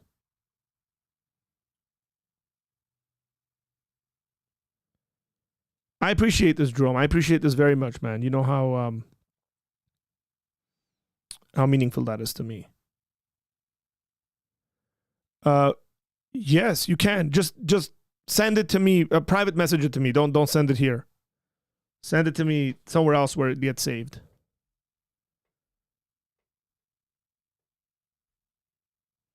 Spiritual formation seems to be a major issue within the church. How do we remedy this? We're working on it. Look, it's become a lot more a part of the conversation. We remedy it. Let me put it this way. I think that there's an answer for this. First and foremost, you remedy it in yourself. Be attentive on your own spiritual formation. What are the things in which we have been ill-formed towards? What are the things that have been well-formed? How are we being formed? And then I would say maybe gather a couple of guys around you and guide them in that, and then just ask them to do the same. It is not any different than what Jesus told his disciples to do. The problem is Dallas Willard has a book called The Great Omission. Might be somewhere you might want to check. If you haven't read that, Joshua, you might want to look into that. The Great Omission. And he's talking about how the Great Omission, that's playing on the Great Commission. The Great Omission is Jesus saying, go and make disciples of all nations. And we've dropped discipleship. And all we think about and focus on is go and tell people about Jesus. And whatever that means. Sometimes that just means Jesus loves you. And we think we've told people about Jesus. Weigh your words, ladies and gentlemen. Man, big shout out to my buddy right here. Boom. Cash register. Big shout out for the super chat. I really appreciate it, brother. Really do. You were homeschooled. That explains everything, Nick. That explains everything. He said I was home a lot during the school year. This is a sickness of the highest order. That was my senior year, man, of high school.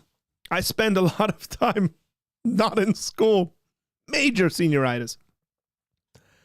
Jimmy, that was good, Jimmy. I like that. I really do.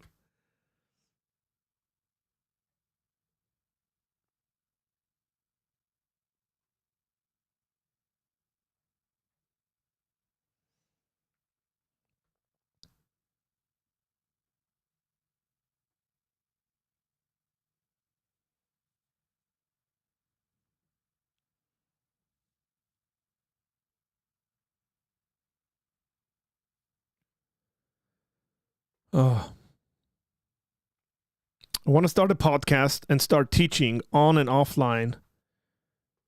When I was a baby Christian, and the Lord sat me down and said, "That's a hard no, my dear." Yeah, I'm glad you listened, because you probably would have messed a bunch of people's lives up.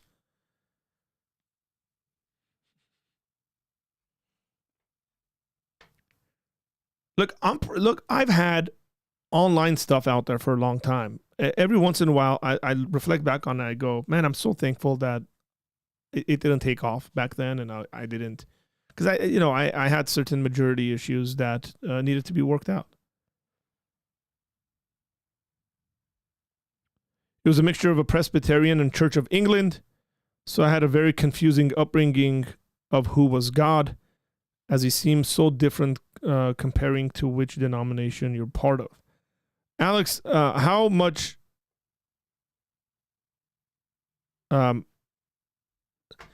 time did you spend over the years actually studying the Bible and thinking about the claims of Christianity? Or was it just like homeschooled, go to church once or twice a week, but I didn't really like focus and think through these things?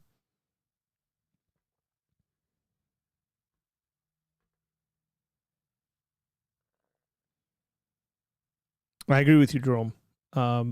one can't make a response video to Don and then respond to nothing he says.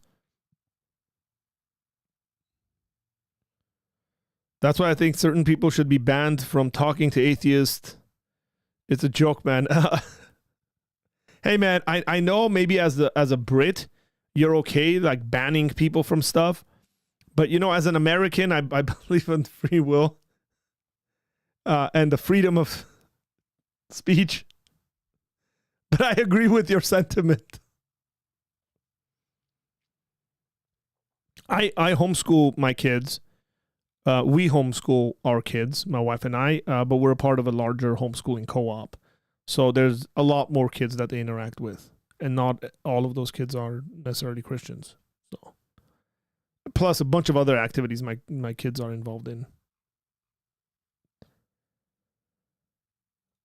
I think the seeker-sensitive movement has a lot to do with the fact that spiritual formation is an issue today. Maybe, Ivan, but it's beyond that. Like, it really is. And historically, you can draw parallels and find out people, you know, throughout history who've kind of come around to what spiritual formation looks like and the issues they were having in their societies and stuff like that. I just think it's a part of the human predicament and in relationship with God. But I guess it could be.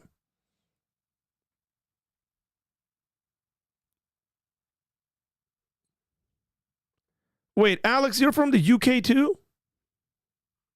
Man, what's up with all these British folks on my channel?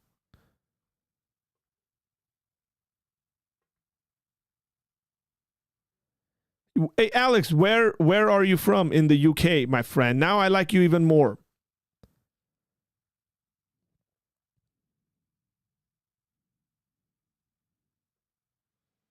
Well, that's what discipleship, isn't it, Amber? I mean, like, Jesus has answered all these questions. Like, make disciples. And we're like, we're going to call it mentorship. I'm like, okay, yeah. You know, someone spoke about that. I'm a life coach. I'm like, hey, why do we have so many life coaches? Anybody like thought about this? Like, why do we have this epidemic of people who don't know how to live their lives, so therefore they need a coach? Predominantly because we are a society in which, I'm giving the answer here, that was a serious question. Predominantly because we are a society that is so independent, we're actually not drawing on the wisdom of our elders. Because being an apprentice or a student or a disciple or a mentee or whatever word you want to use for it means that you take on the wisdom of your elders. That's why we have this whole, like, everybody's a life coach. And like, there's people who are life coaches, and I'm looking at them, I'm like, bro, you can't even live your life. Like, how the heck are you a life coach? You can't tell your left from your right, but you got a certificate somewhere, and now you're a life coach.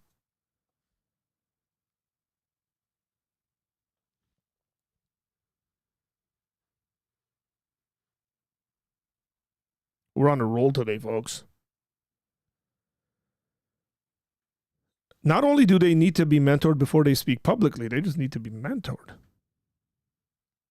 I teach music to a homeschool co-op. Ah, nice. Yeah, so my students have a music teacher, teaches them piano and various instruments. Cool dude. Question for Apologia Center. Here we go. What are the A and B theories of time? What are the differences and how do they contribute to theology and spiritual formation? I'm going to come back to that, okay? That's a great question. One of my favorite questions.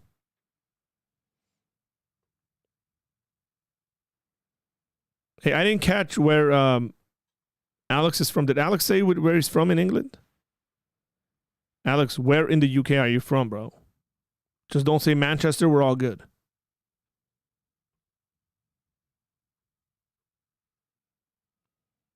I'm from New England. Does that make me New British?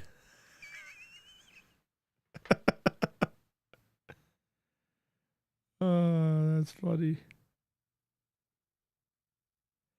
Hey, I'm drinking tea right now, Josh. Watch it.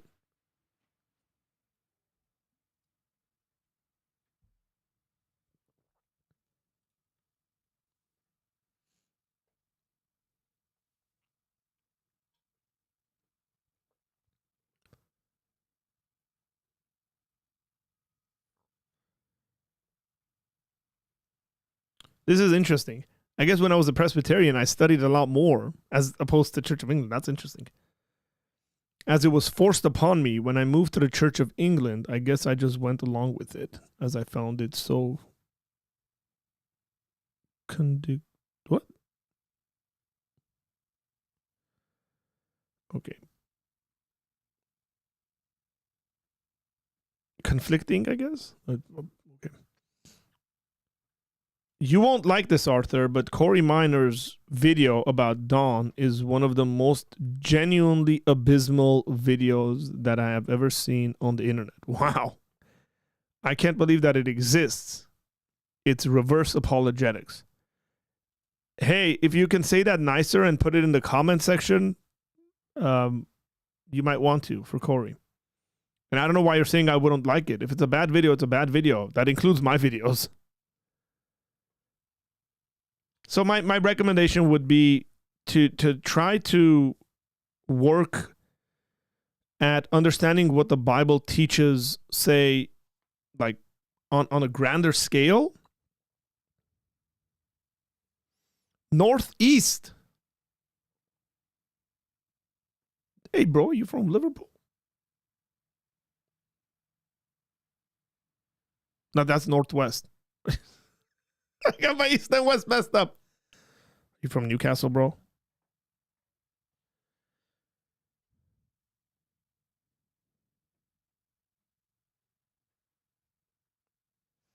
What's up, Lex? How you doing? Hey, Art. I don't know if you remember me. I remember you, Lex. But I used to come here all the time. It's been about a bit over a year since the last time, but I never unsubscribed. Hey, I appreciate that, Lex. Thank you so much. Been listening, so I just wanted to say hi. Hi, thanks for being here.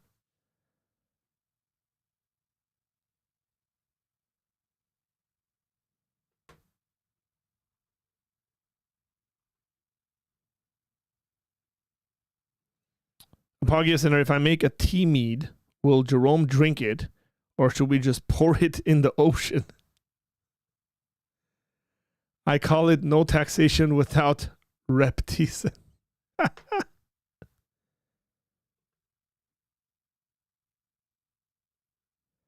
Maybe so. I don't know. That's a risk you're willing to take. Okay, let me answer this question that I really liked from my good friend. Why did this? Okay. Can you explain the difference between the A theory and B theory of time? So the A theory and B theory. Let me actually pull some of this stuff up.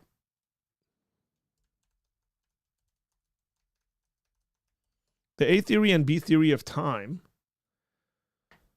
See if we can explain this in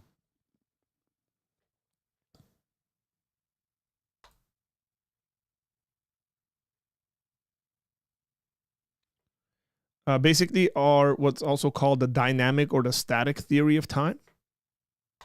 Here we go. I think this is a decent one. Oh, I clicked on it and it's William Lane Craig's website. Where is it? So Reasonable Faith has an article on it. Okay, so here's the A theory and B theory of time. So A theory, God is timeless and time is tensed. Okay, God is temporal and time is tensed.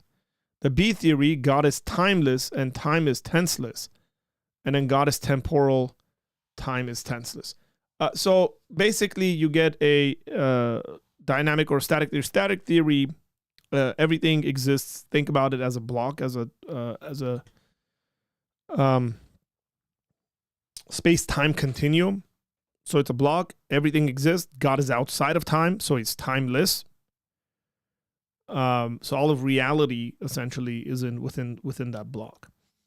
That's the static theory. The dynamic theory of time. The dynamic theory teaches that we are in the present. The future doesn't exist yet. It will. The past doesn't exist any longer. It stopped existing. And now, the thing is that there's two theories, but God's interaction with time, there's four theories on that. And so a book recommendation would be God and Time. It's a debate by Greg Ganzo, edited by Greg Ganzo. So I like the second part of this question. How does it? What's the relevance of it to theology? I think there's quite a bit of relevance to it in regards to theology. One of the most theologically important parts of this conversation, I think, is what does it mean depending on the view you take. So I'm not trying to push my view on other people, but depending on the view somebody takes, what does it mean to be a child of God? And what does that look like? Moral responsibility before God is probably another conversation that's important in regards to theology. Spiritual formation aspect of it, like what does it look like to pray? Is God actually listening to my prayers right now? Your view of time is going to impact how you view that and what that looks like for you. And what does it mean for God to relate to you and interact with you? Say, when you pray and God's answer to your prayers and stuff like that. So it impacts those things, I think, in very, very interesting and good ways.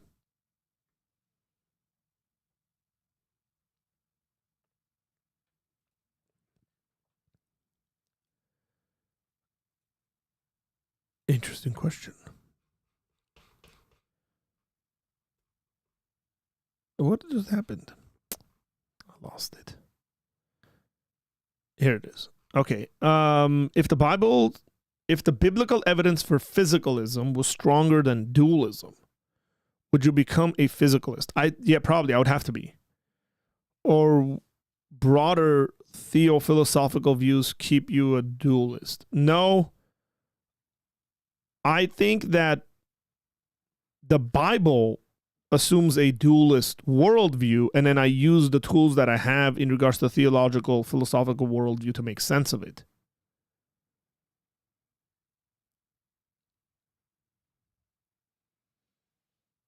So if the Bible, I thought the Bible was actually teaching that, then I'd believe it. What is your favorite Bible verse? I've been asked this a lot. I don't necessarily have a favorite Bible verse, but there's one that I like quite a bit. And I'll put it up on the screen. One of them, I guess, that I like quite a bit. And it is 2 Corinthians 5:20. It says, therefore, we are ambassadors for Christ, God making his appeal through us. We implore you on behalf of Christ to be reconciled to God. So verse 20, and I'll read verse 21 just for context. For our sake, he made him to be sin who knew no sin, so that in him we might become the righteousness of God. Phenomenal text. So 2 Corinthians 5:20 and 21, but 5:20 specifically. Therefore, we are ambassadors of Christ. I like some translations that say, as though God were making his appeal through us, or as if God was making his appeal through us, be reconciled to God.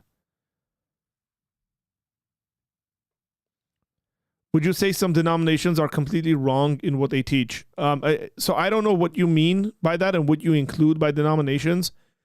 Would I say some denominations are completely wrong about what they teach? No. Because if they're a part of the general Christian worldview and they believe like Jesus is God, then for me to say they're completely wrong about what they teach would be not truthful, because they're right about Jesus being God. But I would say there are some denominations that have gone so far astray where they've essentially left Christianity. They've become heretics, essentially. There are some denominations like that. And predominantly, those are the ones that tend to believe in things like all religions lead to God. And then that always results into Jesus somehow not being God. And, they come up with all sorts of obtuse other views. So I think, denominations can become heretical and outside of Christian orthodoxy. Like the stream to help Arthur explain somewhat difficult philosophy of religion concepts. Please do so. We'd really appreciate it. And share it with some friends. I do my best. I'm not the best. I am not the best, but I try my best. And we have a goal. We're trying to reach, a number to buy a computer. I'm guessing, so I'm probably not going to stream tomorrow. I'll try to drop a video. Most likely there won't be a stream tomorrow. And then probably, Monday I think we'll be back at it. I might buy a computer on like Sunday because we really need it, I think.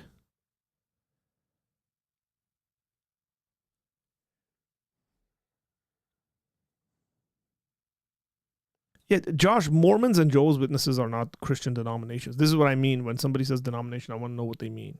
I don't include Mormons and Jehovah's Witnesses in Christianity. They're not included.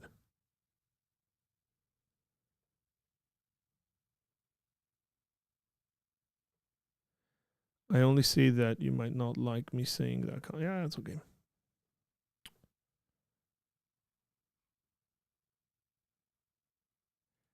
Everybody gets theology wrong somewhere. That's true. Question for Arthur in the chat. Do you participate in Lent?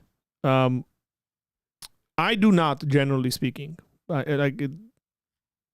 have not. Let me put it that way. I have not in the past. But I have done like Lent readings, but I haven't necessarily fasted for Lent before. Maybe once. There's a lot of really good readings you can find, the daily readings sort of devotionally throughout Lent. And so you might want to look into that, Joshua.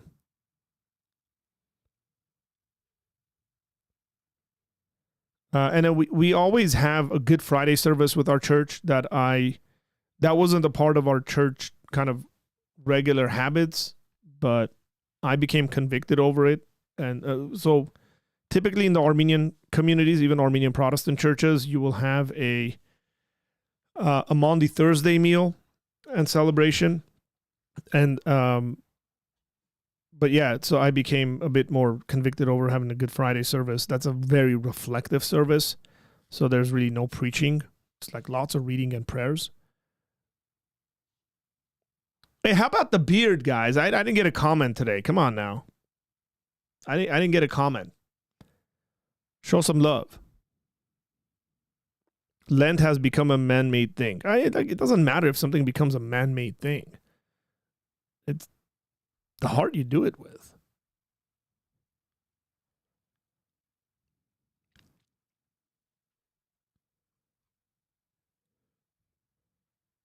Excellent, Joshua. I'll see you after Lent, I guess. Very good. Quite a bit of people do this. It's very good.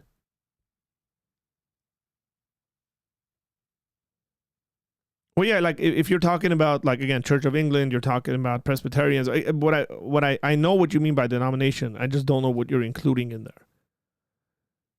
Some people, when they say denomination, they mean things like Jehovah's Witnesses and Mormons. I don't consider them to be Christian denominations because they're heretical movements from the get-go.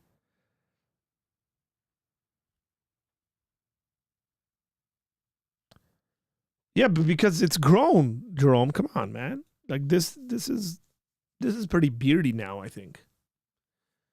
I should say something here that, Jerome's probably going to be like, but Arthur, you didn't mention it and all this stuff. Liverpool tied Everton yesterday. It was an intense game. And I think we got cheated. I've watched analysis. Initially, I was like, whatever, it's one of those games. The more highlights I've seen, the more analysis I've seen, but by not necessarily Liverpool fans, the more I think that Michael Oliver, the referee for the game, really, really messed up. And, yeah.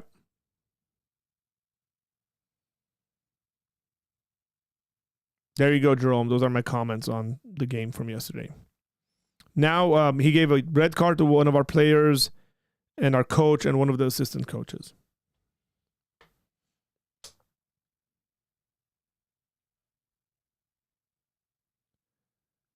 I'm glad I'm encouraging you with my beard. Load up your ship of Theseus discussion, brother.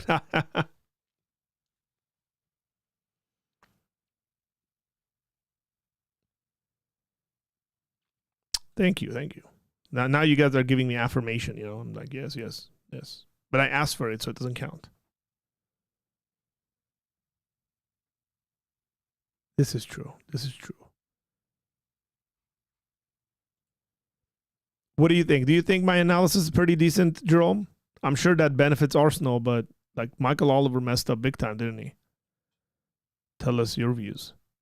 I mean, the first goal they scored from, that foul is not a foul by any stretch of the imagination.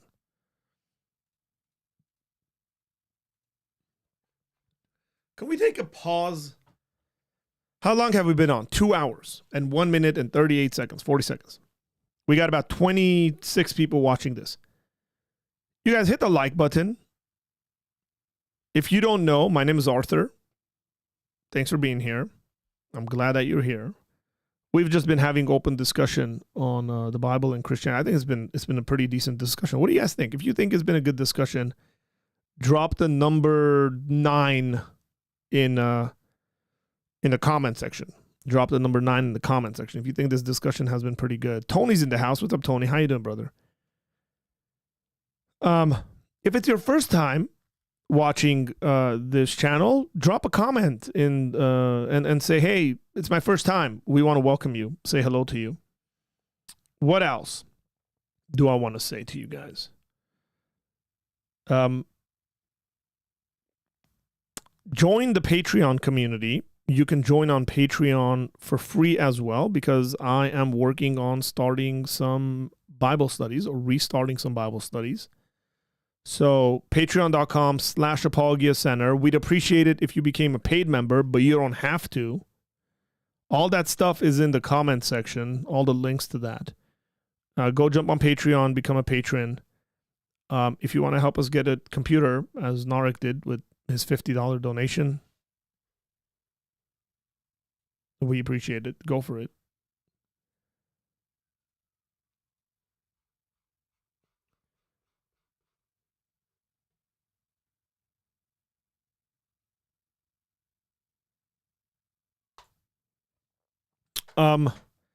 What is your thoughts about historical criticism as a hermeneutical methodology?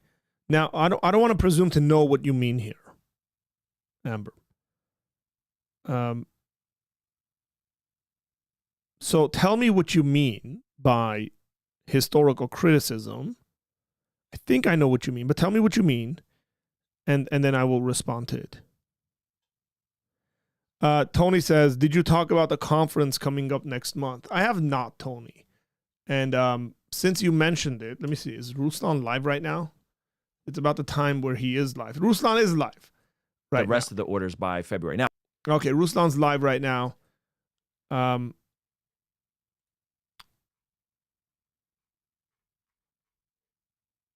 Let's see what he's saying. Ruslan has a conference next month called the Bless God Summit.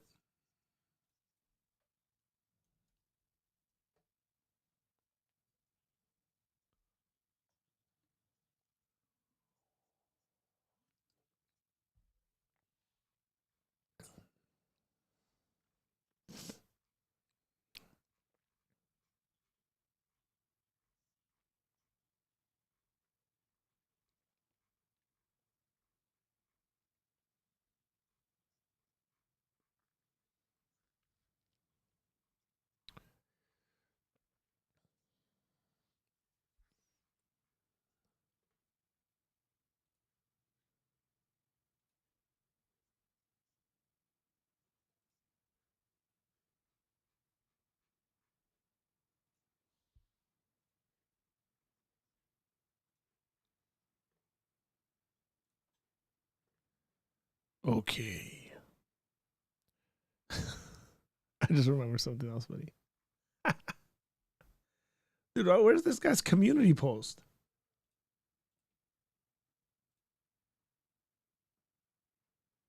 Posts. It's not community anymore. It's posts. Look what you're making me do, bro. Let's promote Ruslan's event. You can buy the virtual ticket for this as well. There is a virtual ticket if you go to blessgodsummit.com. Check this out.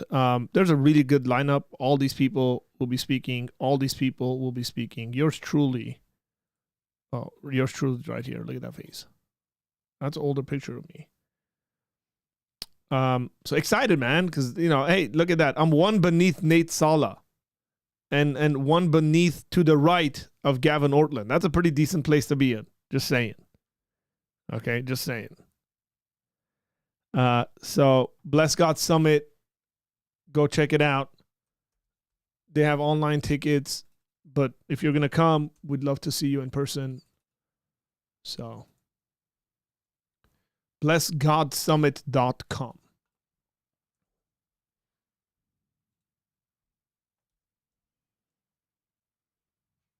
I think Ruslan would be happy with me sharing this information. So,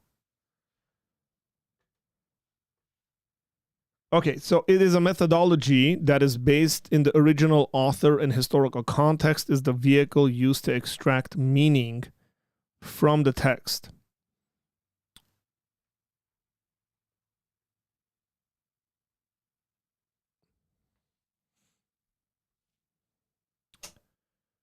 So, I'm confused now about your question. It is a methodology that is based on the original author and historical context as the vehicle used to extract meaning from that. Yeah, I mean, that's the way hermeneutics ought to be done, in my opinion. I mean, historical author, historical audience, first audience, context. Sort of trying to see how this is different than the way I've just been trained to do hermeneutics. I don't think it is. Left a comment on Patreon. I'm still not getting any notifications. That's weird. I don't know. Maybe you got to go turn on your notifications on your phone. Might be off.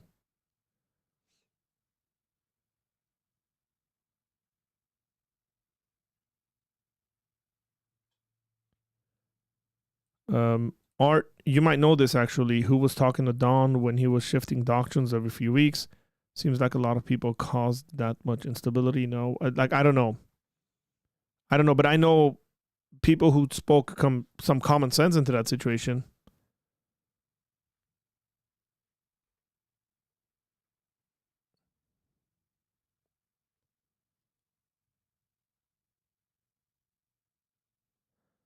Oh, that is in isolation from narrative and intertextuality or modern context of the reader. I would say that there's a problem there. Like when you do hermeneutics, if you do it well, it seems to me that it's like all of the above. So even the application process of it and thinking about it in various ways ought to include the modern audience and how we intake. That's a part of the hermeneutical process. Like when you're applying the text, you don't stop doing hermeneutics. You're continuing to do hermeneutics.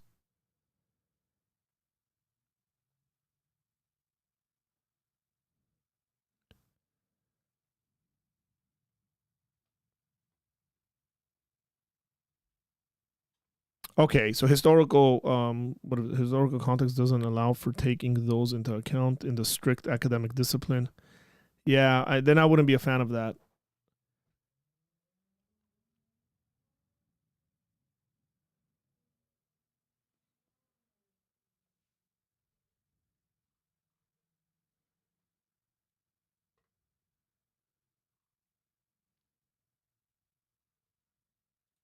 I had a pretty decent conversation recently with actually at ETS. I had a pretty cool conversation with Kyle Strobel about kind of hermeneutical methodology, and I thought some of the stuff that he was saying was pretty. I mean, it was pretty challenging and interesting to me. So maybe we'll have Kyle on to speak about some of those things, like reading the text into the life with kind of the living of the congregation.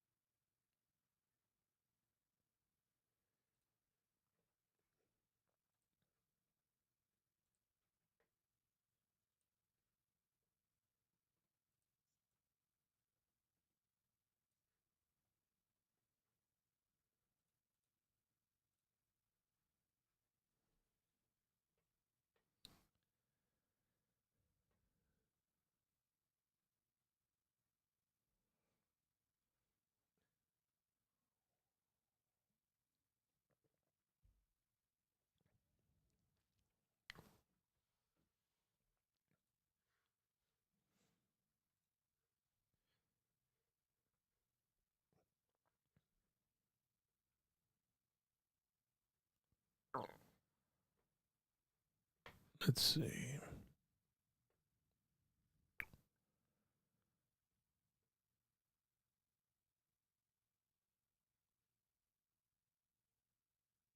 Yeah. I like your microphone symbol. Are you talking about this? That's me. I know you know that's me. I got a buddy of mine made him. I got a couple of more here. Put one on my computer. I put one on my mic. And I got some more of my face. You'll see it.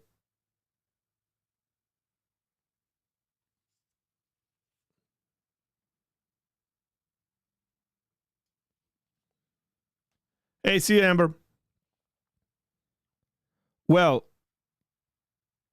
it has been fun. Hey, Tony, don't put at Arthur because that doesn't do anything unless there's a guy with a username that says at Arthur.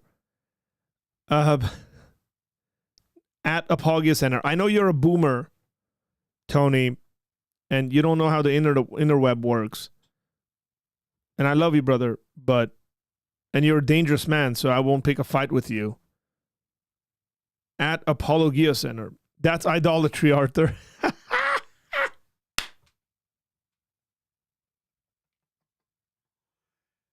Do not make graven image. Jerome, stop listening to weirdos. I know you're messing.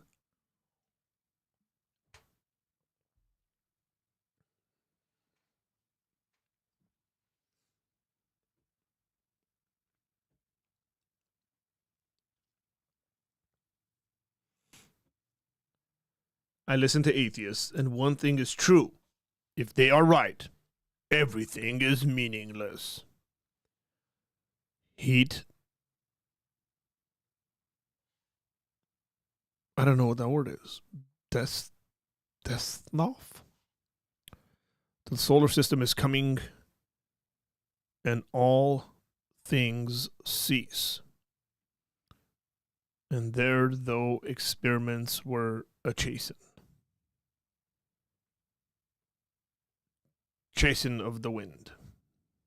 All people learn how to attack people correctly. Challenge.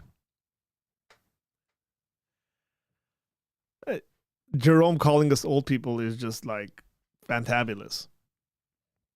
Appreciate it. Woo, it's 4:00. 4:00 here on the West Coast. Almost 3:59.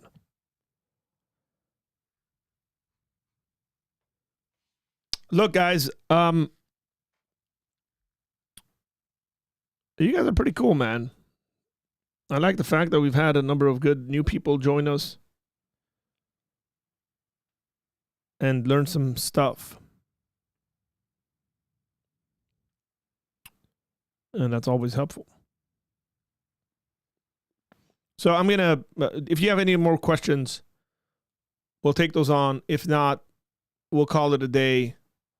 And I'll go my way, you'll go your way. Some of you guys your way is like straight into your bed. Some of you guys got, half the day still to live. Yeah, I got about half the day to go about things.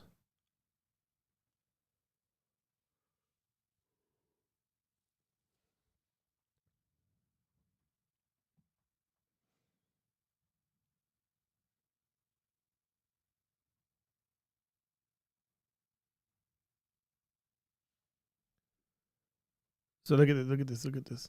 He says, move your camera to the left so it looks like all books. Doesn't look like you have a mini fridge to the side. I don't have a mini fridge to the side. I don't know what you're talking about. If that's the area you're speaking about, there's another desk there. That's a little floating bookshelf. That's soundproof stuff. That right there is a shot glass display. I got a bunch of shot glass because I collect shot glasses. And then right there, there's another desk. So I don't know what you're talking about. And it won't work for various reasons. That's just okay. Let's keep it there. Thank you. But I might. The other day I was thinking about changing some stuff around here to make it work. I am working in a very tight spot, right? Like it's pretty small in here. You guys don't realize it. There's camera tricks behind my sleeve, up my sleeve, that, you know, I make things look bigger than they really are.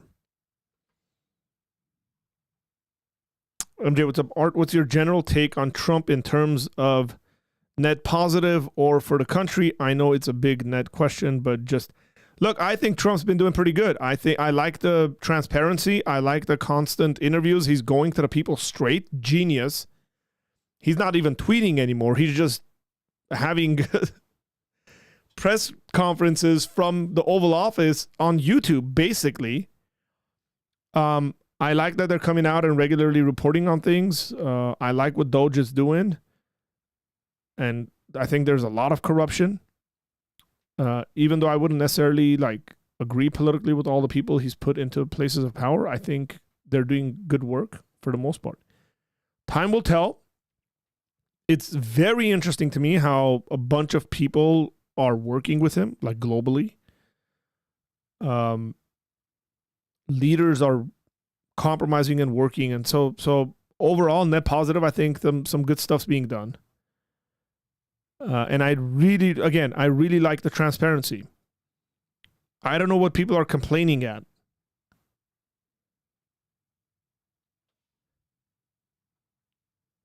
Yeah, not a mini fridge.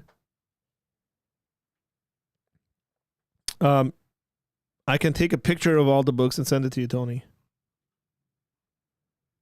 I don't know if you random stuff from a Christian says, I don't know if you answered this or not, but what do you think of Trump making a new government branch stopping anti-religious bias?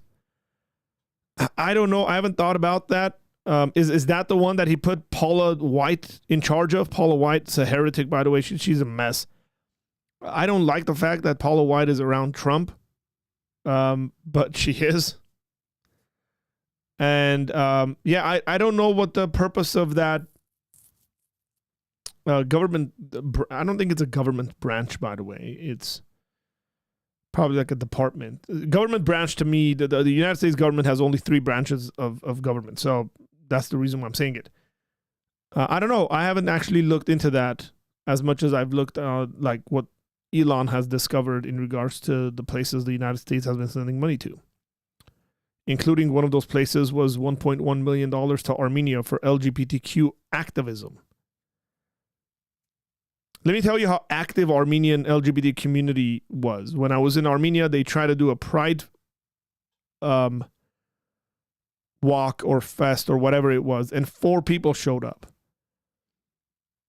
A lesbian couple and a gay couple. Now, they're not saying there aren't any. There are.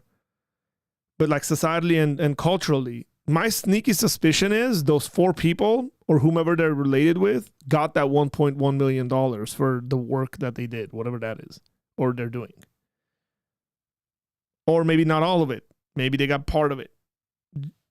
That's anecdotal evidence from my part.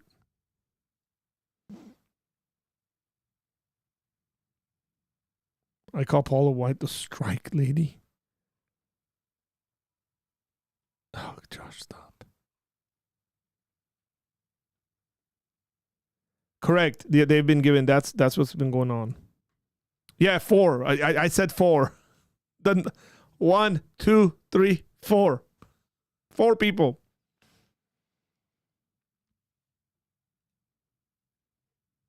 But the U.S. sent the numbers were $1.1 million to promote LGBTQ stuff in Armenia. It's like, why are you guys trying to promote that stuff in Armenia? Like, that's a sovereign nation. It has a long history and culture. Let the people decide what they want to do themselves. What's the point? This is what when it comes to the leftists, this is a term I've used a lot. It is ideological colonialism.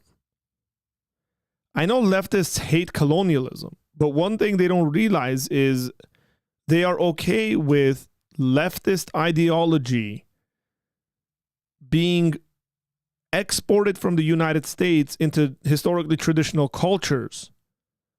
And America does everything in their power to get that stuff into those countries. Obama threatened to withhold aid from countries who weren't, promoting abortion, I think, or LGBTQ, or maybe both.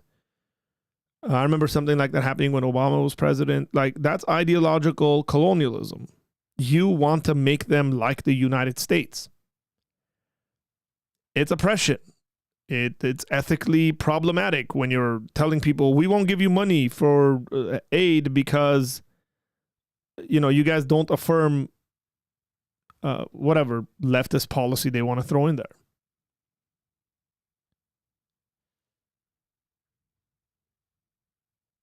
Arthur, do you want to see why I colored that? There's a relevant video.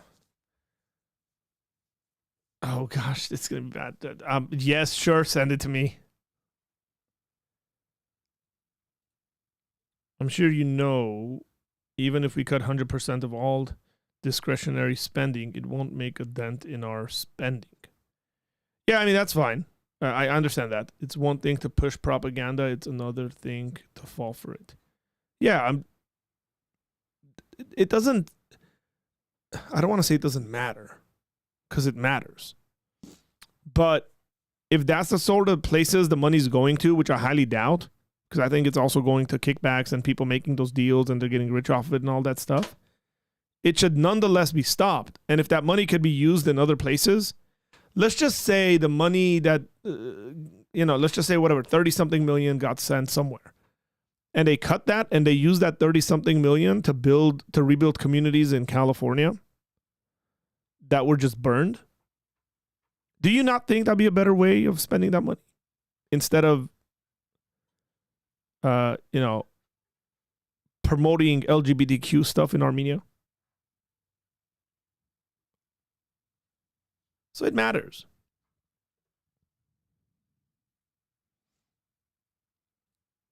Is there a difference between ideological colonialism and what missionaries do?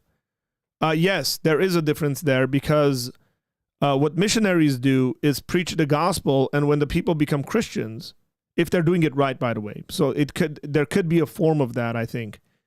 Then the people get to express Christianity within their cultural kind of ideology, within their own culture and society.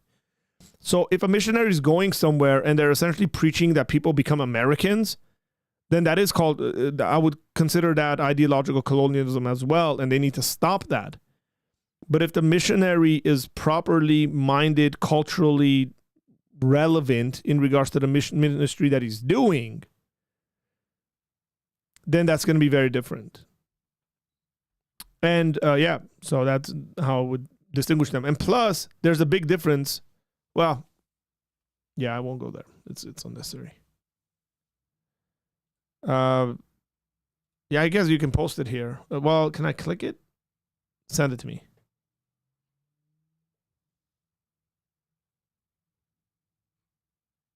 No doubt. Well, I don't know if I'm going to show this, by the way, but I do want to just watch it.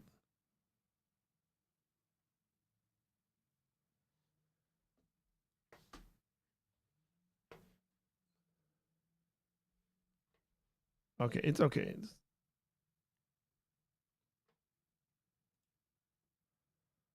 Copy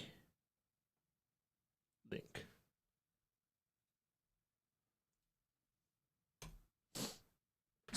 Strike and victory for every enemy that is aligned against you. Let them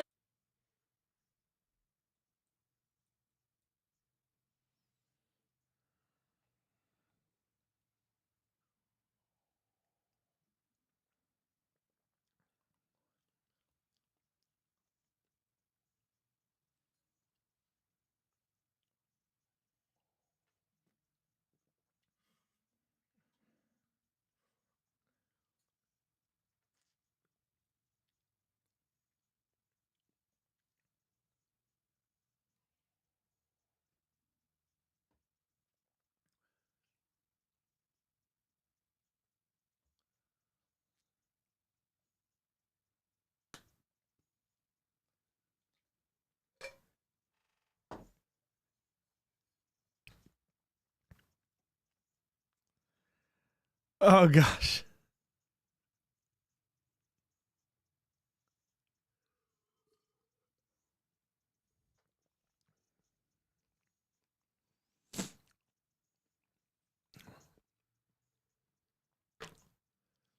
Oh yeah, man. I was like, what? Do you believe in the physical return of Jesus to the planet or spiritual? Physical. Every Christian, I look, the second coming, the Advent, the second Advent, is a physical return of Jesus. You deny that, you're in trouble in regards to theology. Bring me back to 2020. Times were better then. Videos like this were in the prime. But also, you weren't a Christian. That's why it was. You probably made fun of him a lot easier.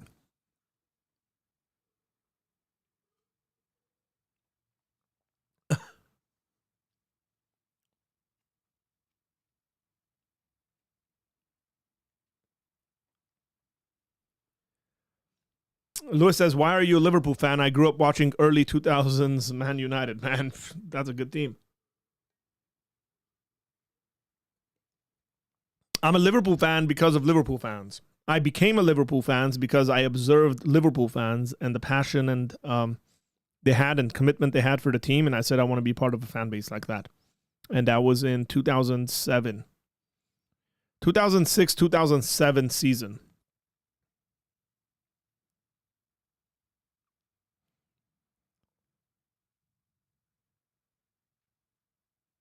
Heard it's a holiday. Advent. What's a proper definition of Advent? It's the coming of Christ.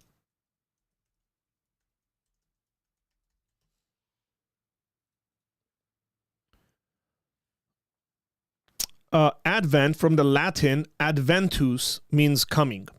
So there's the first Advent, which is the birth of Jesus, and the second Advent, which is the coming of Christ.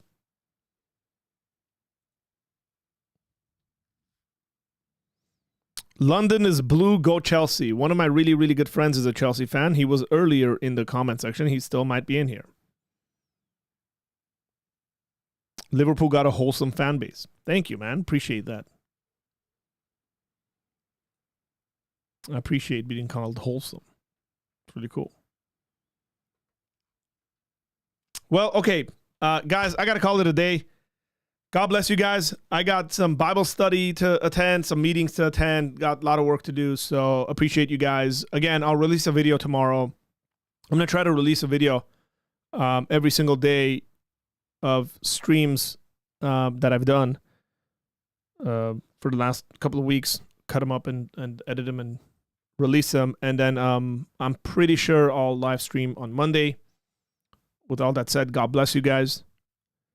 Enjoy the rest of your day. If you're going to go to sleep because it's late, enjoy your sleep. May God grant you and gift you with phenomenal dreams and just really, really good rest. And I will see you later. Take care and God bless you.